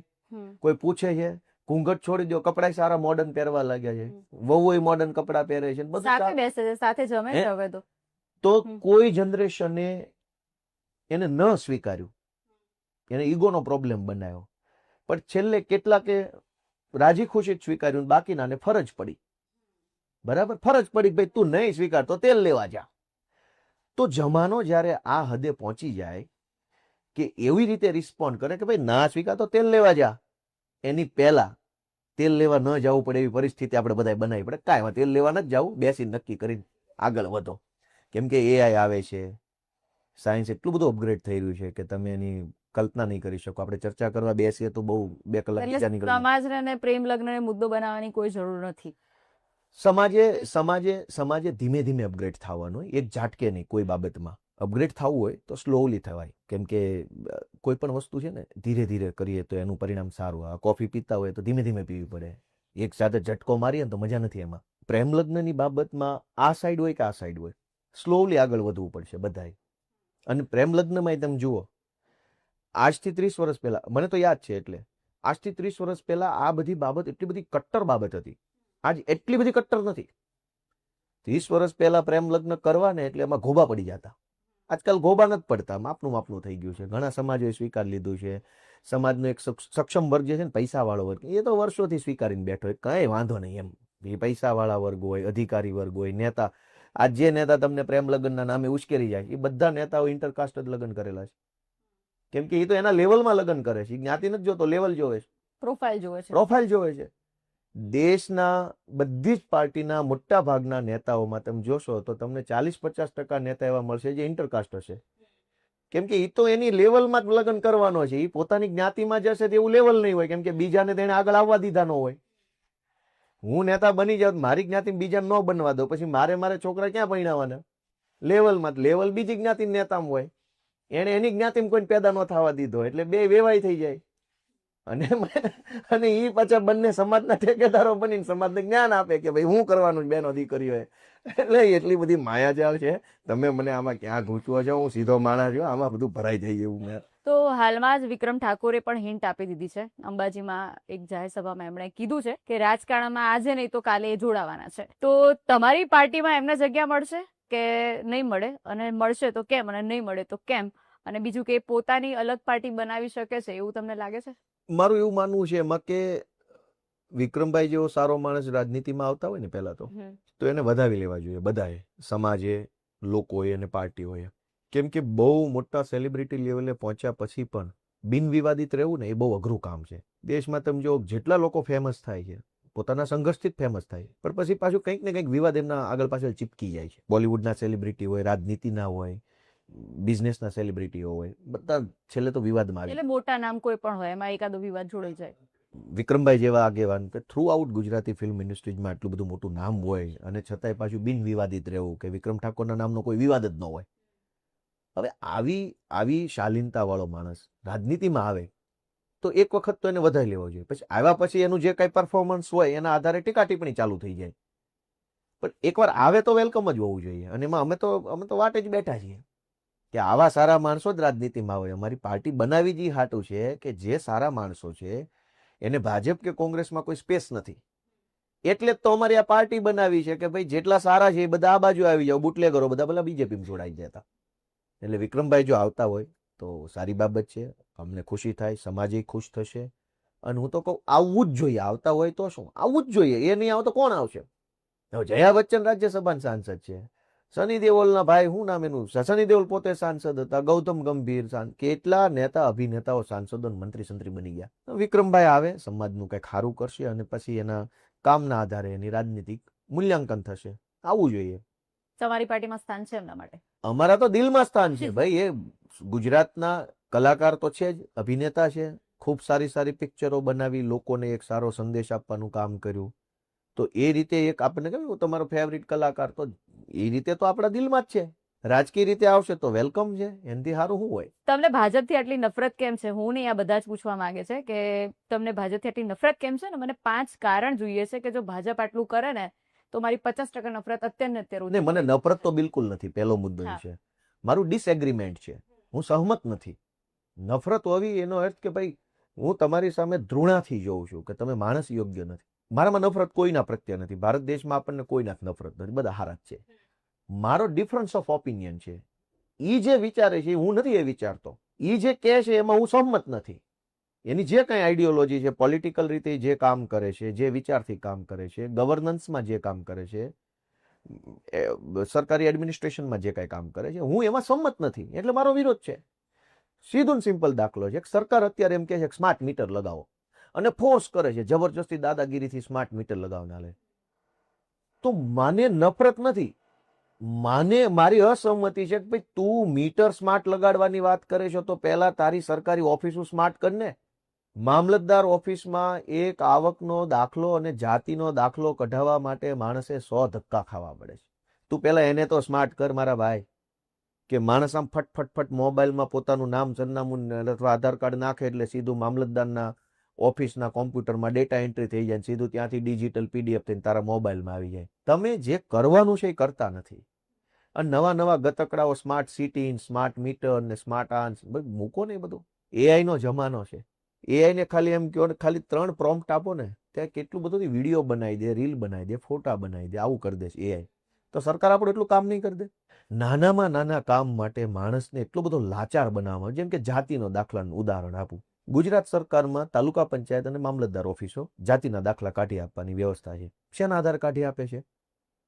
જાતિનો દાખલો નીકળે કે SC ST OBC પટેલ બ્રાહ્મણ કોળી લુહાણા જે કાંઈ હોય, એ દાખલો કોણ કાઢે? મામલતદાર. કેવી રીતે કાઢે છે? એ કેવી રીતે નક્કી કરે છે ગોપાલભાઈ જાતિ કઈ? એમ એના પપ્પાનું ને બધાનું ડોક્યુમેન્ટ, જે હોય, લિવિંગ સર્ટિફિકેટ. માત્ર જાતિનો અલગથી કોઈ દાખલો નથી. હમ, ગોપાલભાઈ પોતાનું લિવિંગ સર્ટિફિકેટ આપે એટલે મામલતદાર એમાં જોવે ગોપાલભાઈની જાતિ X છે એટલે X નામનો દાખલો કાઢી દીધો. પછી તો લિવિંગ સર્ટિફિકેટમાં શું વાંધો છે?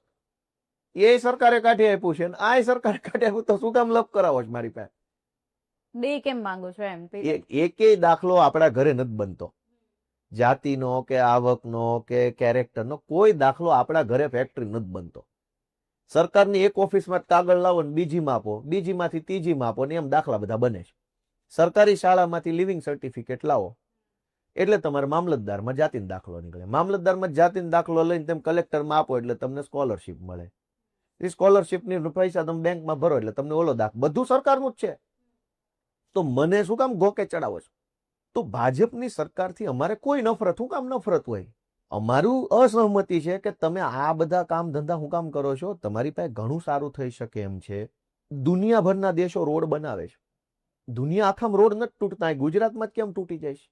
તો તમે જાઓ છો વિદેશોમાં, આટા ટલ્લા મારવા જાઓ છો, તો ત્યાંની સરકારોને, અધિકારીઓને પૂછી લો ને, કાકા તમે કયા મટીરિયલના રોડ બનાવો છો, કયા મશીન વાપરો છો? તો એક વખત લઈ આવો એ મટીરિયલને, રોડ મશીન અહીંયા, એટલે તૂટતા તો બંધ થાય. તમે રોડ બનાવો અને 3 મહિનામાં તૂટી જાય છે. પછી થીંગડા. તો ભાજપથી નફરત શું કરવાની? અમારી તો અસંમતિ છે કે આ ધંધા શું કામ કરો છો તમે? તમે બધા જ ભાજપના નેતાઓ વિદેશ જાય છે, વડાપ્રધાન તો કેટલી વખત જાય. તો અમેરિકામાં, ઓસ્ટ્રેલિયામાં, દુનિયાના જે દેશમાં સૌથી સારા રોડ હોય એની સરકારને પૂછો ને કે બાપા આમાં શું માલ વાપર્યો છે તમે? રેતી, કપચી, સિમેન્ટ, કઈ ટેકનોલોજી શું વાપરી છે? અને જે કઈ એને વાપર્યું એ લઈ આવો આવ્યું ભાડે અને બનાવો રોડ ગુજરાતના એક વખત, ભલે 20 વર્ષ સુધી હાલતા રોડ. એવું નથી કરતા.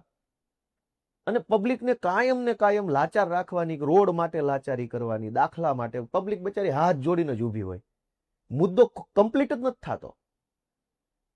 એટલે અમારી ભાજપ સાથે અસહમતિ છે. ભાજપ સાથે અમારો વાંધો એ વાતનો છે કે તમે ખોટા કામ કરો છો. નફરત શું કામ કરવી જ જોઈએ ભાઈ? નફરત કરવામાં મારે મારી એનર્જી બાળવી પડે. હવે ભાજપ એ લાયક નથી હું એની પાછળ મારી ઉર્જા બગાડું. હું બીજા 5 કામમાં નો ઉર્જા બગાડું, ગિટાર બીટાર નો શીખું. ભાજપની બળતરા મારે શું કરવી? તો તમારો ટોટલ પગાર શું છે અને એ તમે હવે શેમાં ખર્ચ કરો છો? કારણ કે જે ભાજપના ધારાસભ્યોનો એ અમારો છે, અમને કઈ કોઈ વધારે આપતું નથી. ઓછો નથી આપતા? નહીં, જાહેર જીવનનું કામ એવું ના ઓછો તો હું એ સરકારી છે, પણ મુદ્દો એ નથી. મુદ્દો એ છે કે જાહેર જીવનમાં વાસ્તવિક રીતે જેણે લોકોની સેવા કરવી હોય, ઉપયોગી બનવું હોય, તો ઘણો ખર્ચો છે. પણ જેને સ્ટન્ટ મારવા હોય છે, કામ નથી કરવું ખાલી, તો કઈ આ પગારની જરૂર નથી. હું મારી અત્યારે વિસાવદર, ભેસાણ અને જુનાગઢ 3 ઓફિસ ચાલુ છે. 3 ઓફિસમાં સ્ટાફ બેસે, એનું ભાડું, લાઇટ બિલ, ચા પાણીનો ખર્ચો, સ્ટાફનો પગાર, હું ડ્રાઈવર રાખું છું, ગાડીઓ લઈને બધા ગુજરાતભરમાં જ્યાં કંઈ કાર્યક્રમમાં જવું પડે ત્યાં જતો હોઉં, ડીઝલ બધું, રાત રોકાતા હોય કંઈક હોટલમાં, રેસ્ટોરન્ટમાં, સર્કિટ હાઉસોમાં જમતા હોય, ખર્ચો તો એટલો બધો થતો હોય સામે. સરકારી પગાર તો સરકારી પગારથી તો શું થાય કે હવે ભાઈ ઠીક, હવે બધું જો આ બધું આ લેવલે કામ કરવું હોય તો મારી 3 ઓફિસ ચાલુ છે ધારાસભ્યની. કયા ધારાસભ્ય? તો બધા જ વિસ્તારમાં ઓફિસ ખોલી હોય. તમે ગુજરાતમાં ભાજપના જેટલા ધારાસભ્યો છે એને પૂછો કે તમારા મત વિસ્તારમાં તાલુકા કેટલા છે, મતલબ સેન્ટર કેટલા છે, અને સેન્ટર વાઇઝ ઓફિસ કેટલી છે. ક્યાંય કશું નહીં હોય.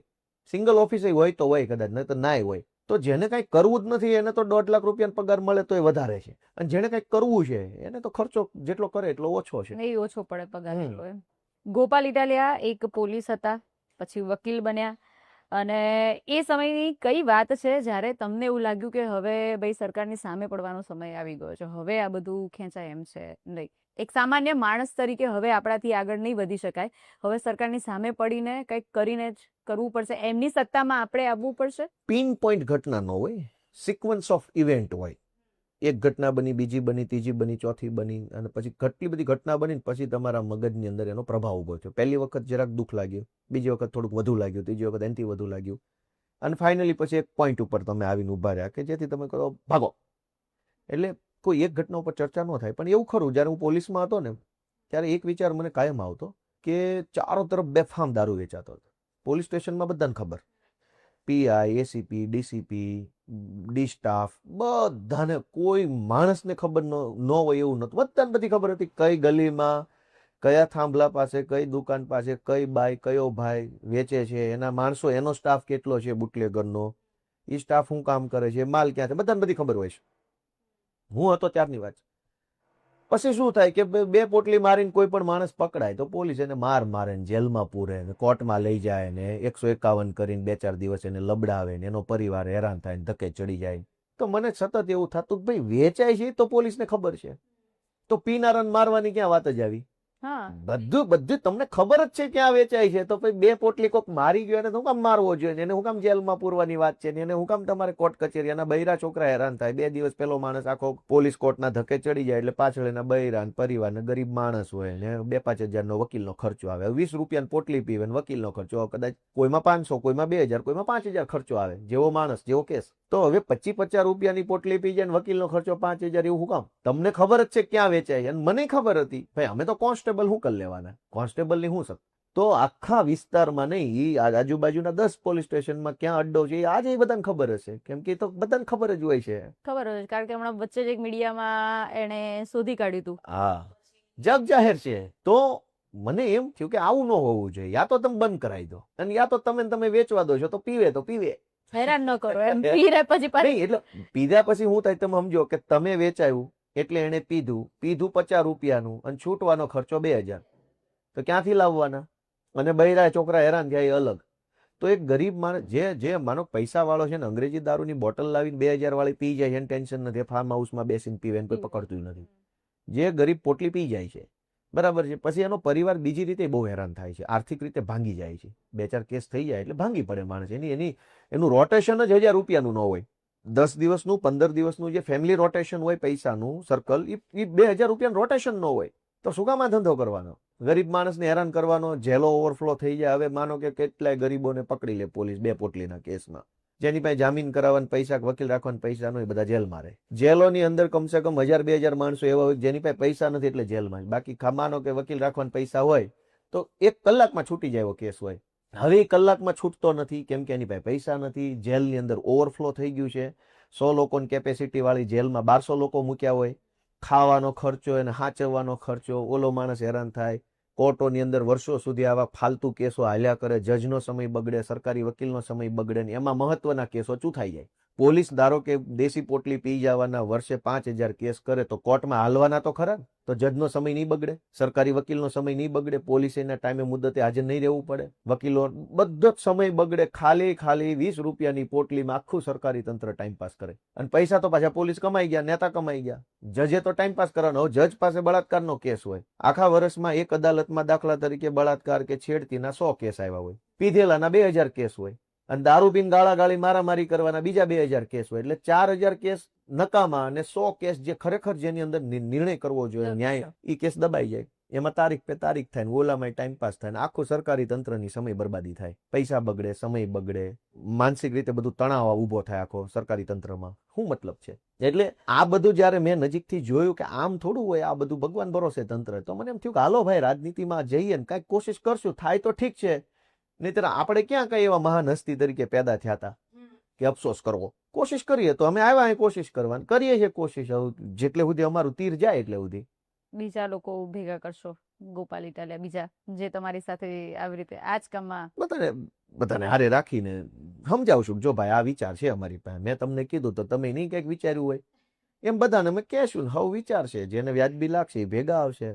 હાર્દિક પટેલ અને ગોપાલ ઇટાલિયા પાટીદાર આંદોલનમાં ખુલ્લેઆમ એવું કહેતા હતા કે ભાજપ મુક્ત ગુજરાત અથવા તો ભાજપને હરાવો, જે તે સમયની વાત છે. સાથે સાથે હવે તમે કામ કરી નથી રહ્યા, તમે ઓપોઝિટ કામ કરી રહ્યા છો, તો એ મિત્રતા જે એ સમયે સ્ટાર્ટ થઈ હતી એ અત્યારે છે ખરી? એટલે મિત્રતામાં શું હોય, કદાચ મને તો કઈ હામાં મળવાનું થયું નથી. હું ધારાસભ્ય બન્યો એ પછી મારે ને એને કઈ ચાર આંખ થઈ નથી અચ્છા. કે કઈ મળવાનું થયું નથી, કે એવો કઈ ફોન ઉપર રામ રામ શ્યામ શ્યામ કરવાનું કઈ સિસ્ટમ નથી. અને બીજેપીના હાર્દિક સિવાય નહીં, બીજેપીના જે માણસો એ તો અમારાથી આગા જ રહે, નહીં તો ટિકિટો કપાઈ જાય, હોદ્દા કપાઈ જાય, કાં તો ગોપાલની હારે ભળેલો છે, એટલે એમાં અમારથી બચતા રહે, એટલે અમને અમથી કોઈ હામું ન મળે.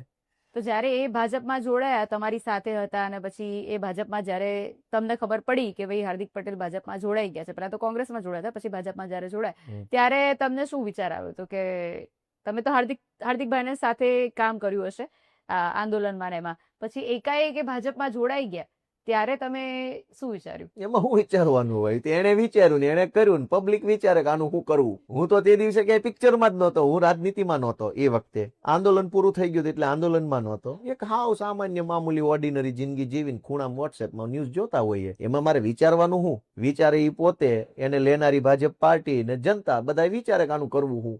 તો તમને ક્યાંક તો એવું થયું હશે ને કે આપણે સાથે હતા અને બધી વાત ખબર હતી, સ્ટીલ ભાજપમાં ને એમાં છે, અત્યારે એમાં જ કામ કરી રહ્યા છે. સમય નીતિનો ખેલ છે આ બધો, સમય પ્રમાણે. તો તમે એમને ક્યારે એવું કીધું નથી કે ભાઈ ભાજપ છોડીને હવે આપમાં આવી જાવ? એ સમયે આવશે, કહેશો? કેવું નહીં પડે, સમય જ એવો આવશે. ખાનખાના લોકો આવશે આ બાજુ, એમાં કેવું પડે. ની જનતા માટે તમે કોઈ જનતા દરબાર કે એવું આયોજન કરો છો જ્યાં લોકો સીધા તમને આવીને મળી શકે? સીધા જ મળી શકે, કશું કઈ દરવાજો ખુલ્લો રાખીએ છીએ અમે તો. દર બીજા અને ચોથા શુક્રવારે વિસાવદરની ઓફિસે સવારે 10 થી સાંજના 5:30 સુધી હું બેસું. દર બીજા અને ચોથા શનિવારે હું ભેસાણની ઓફિસે આખો દિવસ બેસું. કોઈ અપવાદરૂપ સંજોગ હોય, મારે કંઈક કામ આવી ગયું, કંઈક ઘટના દુર્ઘટના બની, કોઈ કેજરીવાલ સાહેબની મીટિંગ હોય, કંઈક કોર્ટની કેસ તારીખ હોય તો ન હોવ, અધરવાઇઝ હોવ જ. એમ મહિનામાં 4 દિવસ હું ઓફિસમાં આખો દિવસ બેસું, અને એમાં કોઈ પ્રતિબંધ, કોઈ કાંઈ નહીં, કોઈ ભલામણ નહીં, કોઈ ચિઠ્ઠી નહીં. આવો સીધા રૂમમાં આવીને બેસીને જે ચર્ચા કરવાની કરવાની, કોઈ અપોઇન્ટમેન્ટ નહીં, કાંઈ નહીં, કોઈ વસ્તુ નહીં, નિખાલસતાથી જે ચર્ચા કરવી એ કરવાની. એમાં કોઈ, હું કોઈને જ્ઞાતિ નથી પૂછતો કે હું કોઈને કઈ પાર્ટીનું કાર્ય એ કાંઈ પૂછતો નહીં. આવો બેસો, આ તમારી પોતાની ઓફિસ છે, તમે માલિક છો, હું અહીંયા તમારો મેનેજર છું, અને તમને જે કહેવું હોય કયો. એ જ ભાવનાથી કામ હાલે છે.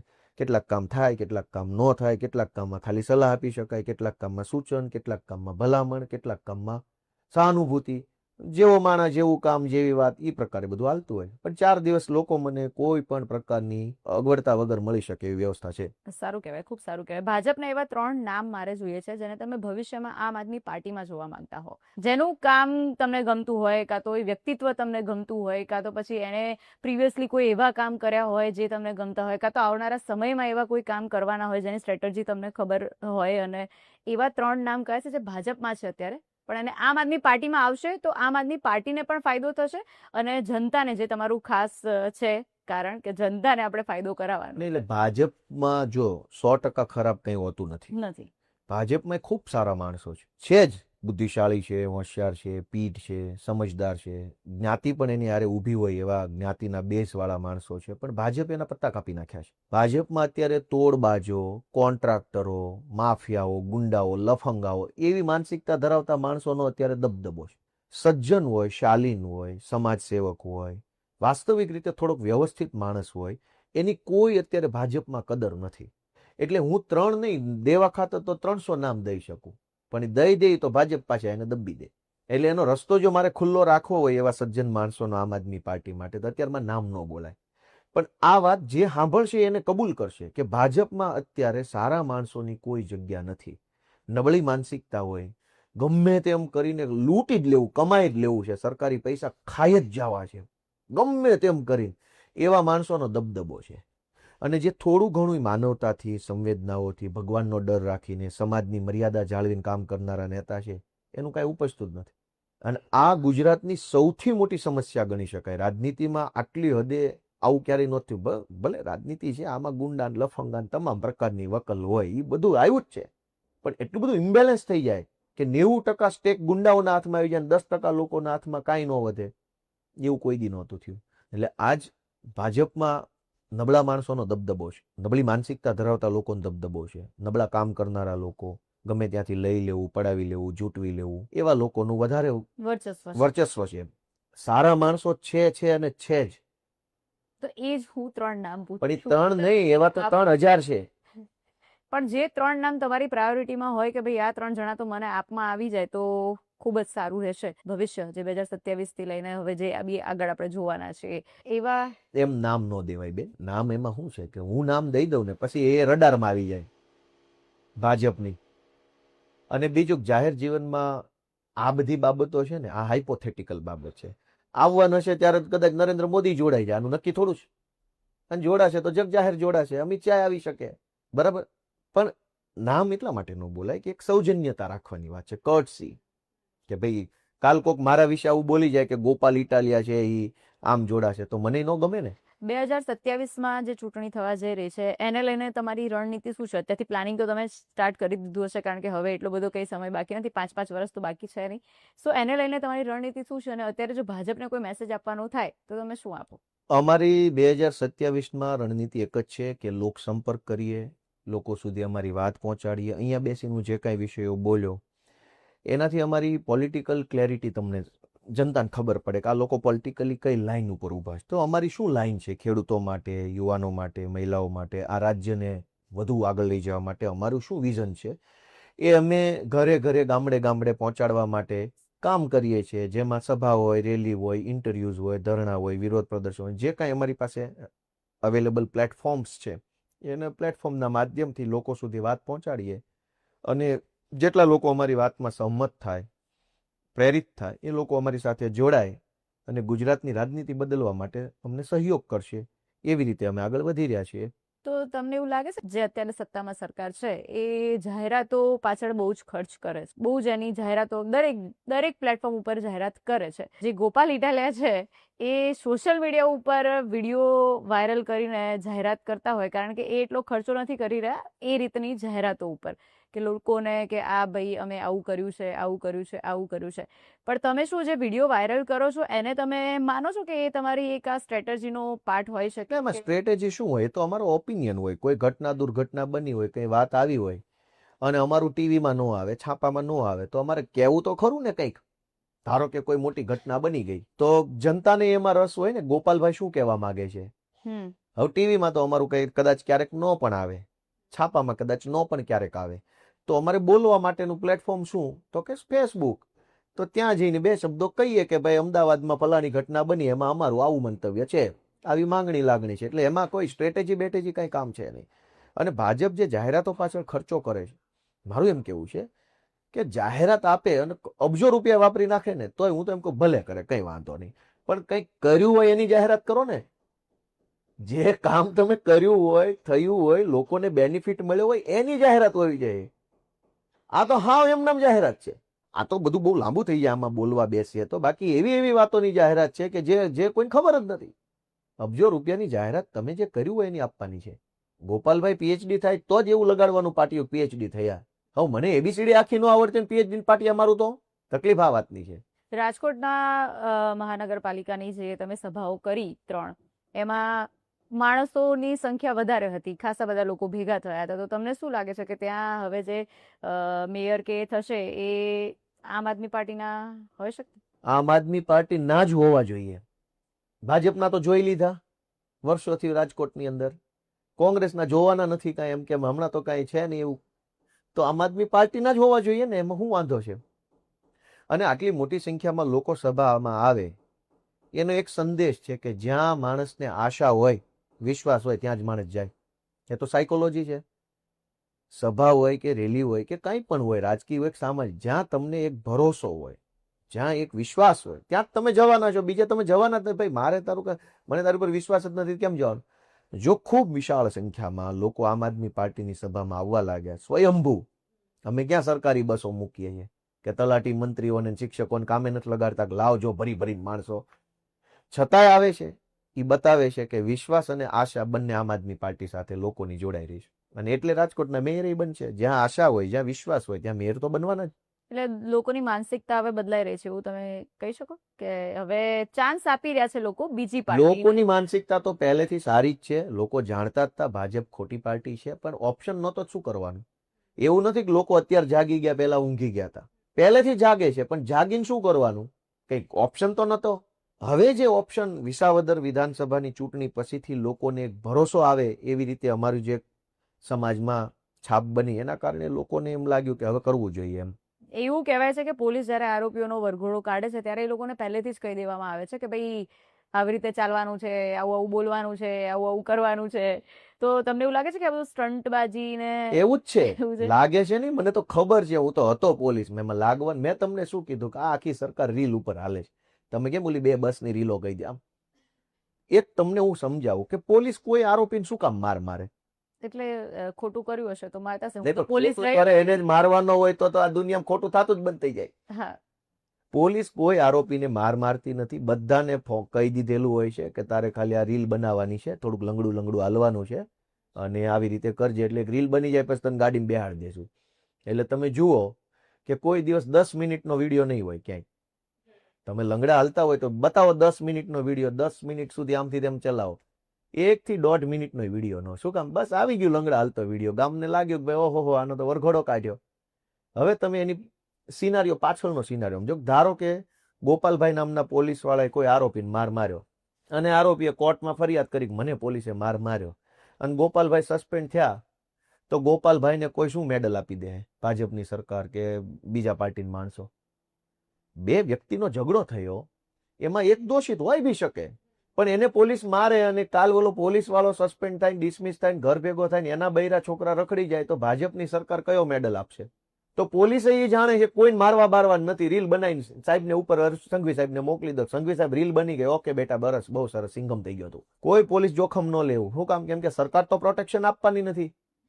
આરોપીને માર્યા પછી સરકાર કોઈ પોલીસને સપોર્ટ નથી કરતી. સરકારને તો શું છે, રીલ બનાવવાની જરૂર છે. રીલ બની જાય એટલે પતી ગયું. શું કામ? તો કે ગામને સમાજને લોકોને બતાવી દે જો ભાઈ અમે આ ફલાણાનો વરઘોડો કાઢી નાખ્યો. લોકો ખુશ થઈ જાય રીલ જોઈ. હવે પબ્લિક તમે સમજો કે રીલ જોઈને ખુશ થઈ જાય છે, તો આમાં ન્યાયની ક્યાં વાત આવી? અને પોલીસ વાળો મારે છે તો પોલીસ પોતાની જવાબદારી લેતો હશે? એને બાળ બચ્ચા નથી? કાલે એની ઉપર એક્શન લેવાના. તો ખેડાની અંદર તમને ખબર હોય તો 8-10 આરોપીને પોલીસે થાંભલો પકડાઈને માર્યા હતા જાહેરમાં, આવી રીતે લિટરલી જાહેરમાં માર્યો હતો. અને હાઈકોર્ટે બધા પોલીસ વાળા ઉપર ગુનો દાખલ કર્યો ને સસ્પેન્ડ કર્યા મારવા બદલ. કેમ કે કાયદો એવો છે કે પોલીસ કોઈને લાફોય મારી શકતી નથી. દોષિત હોય કે ન હોય ન્યાયાધીશ નક્કી કરશે ને, પોલીસે થોડું નક્કી કરવાનું. તો પોલીસ કોણ છે જે દોષિત છે એમ કહીને મારી લે?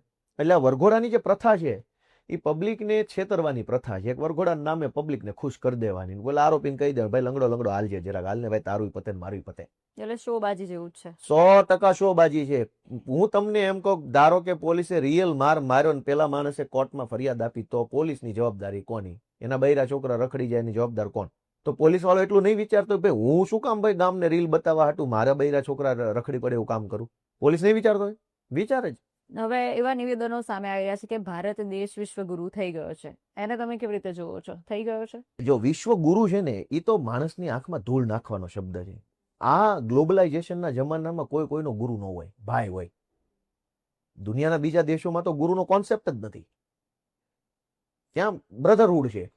ગ્લોબલ શબ્દ શું છે? બ્રધરહુડ છે કે પછી ગુરુ શબ્દ છે?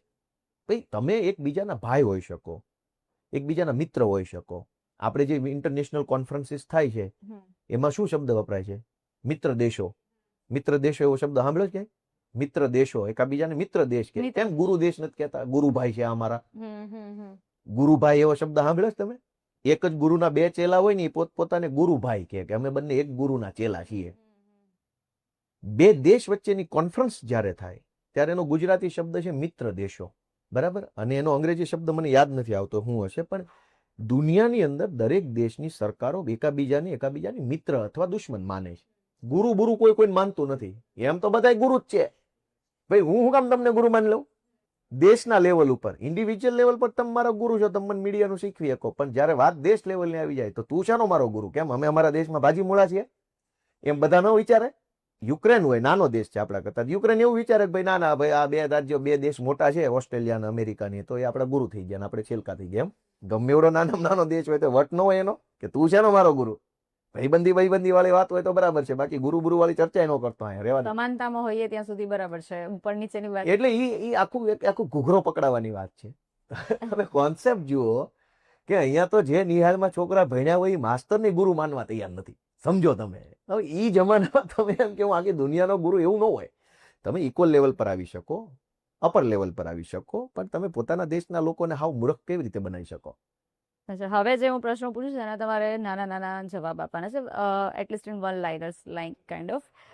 સો પહેલો છે કે વાક્ય પૂરું કરવાનું છે. ગોપાલ ઇટાલિયા જો સીએમ બને તો બધાને મજા આવે, જનતા ખુશ થઈ જાય.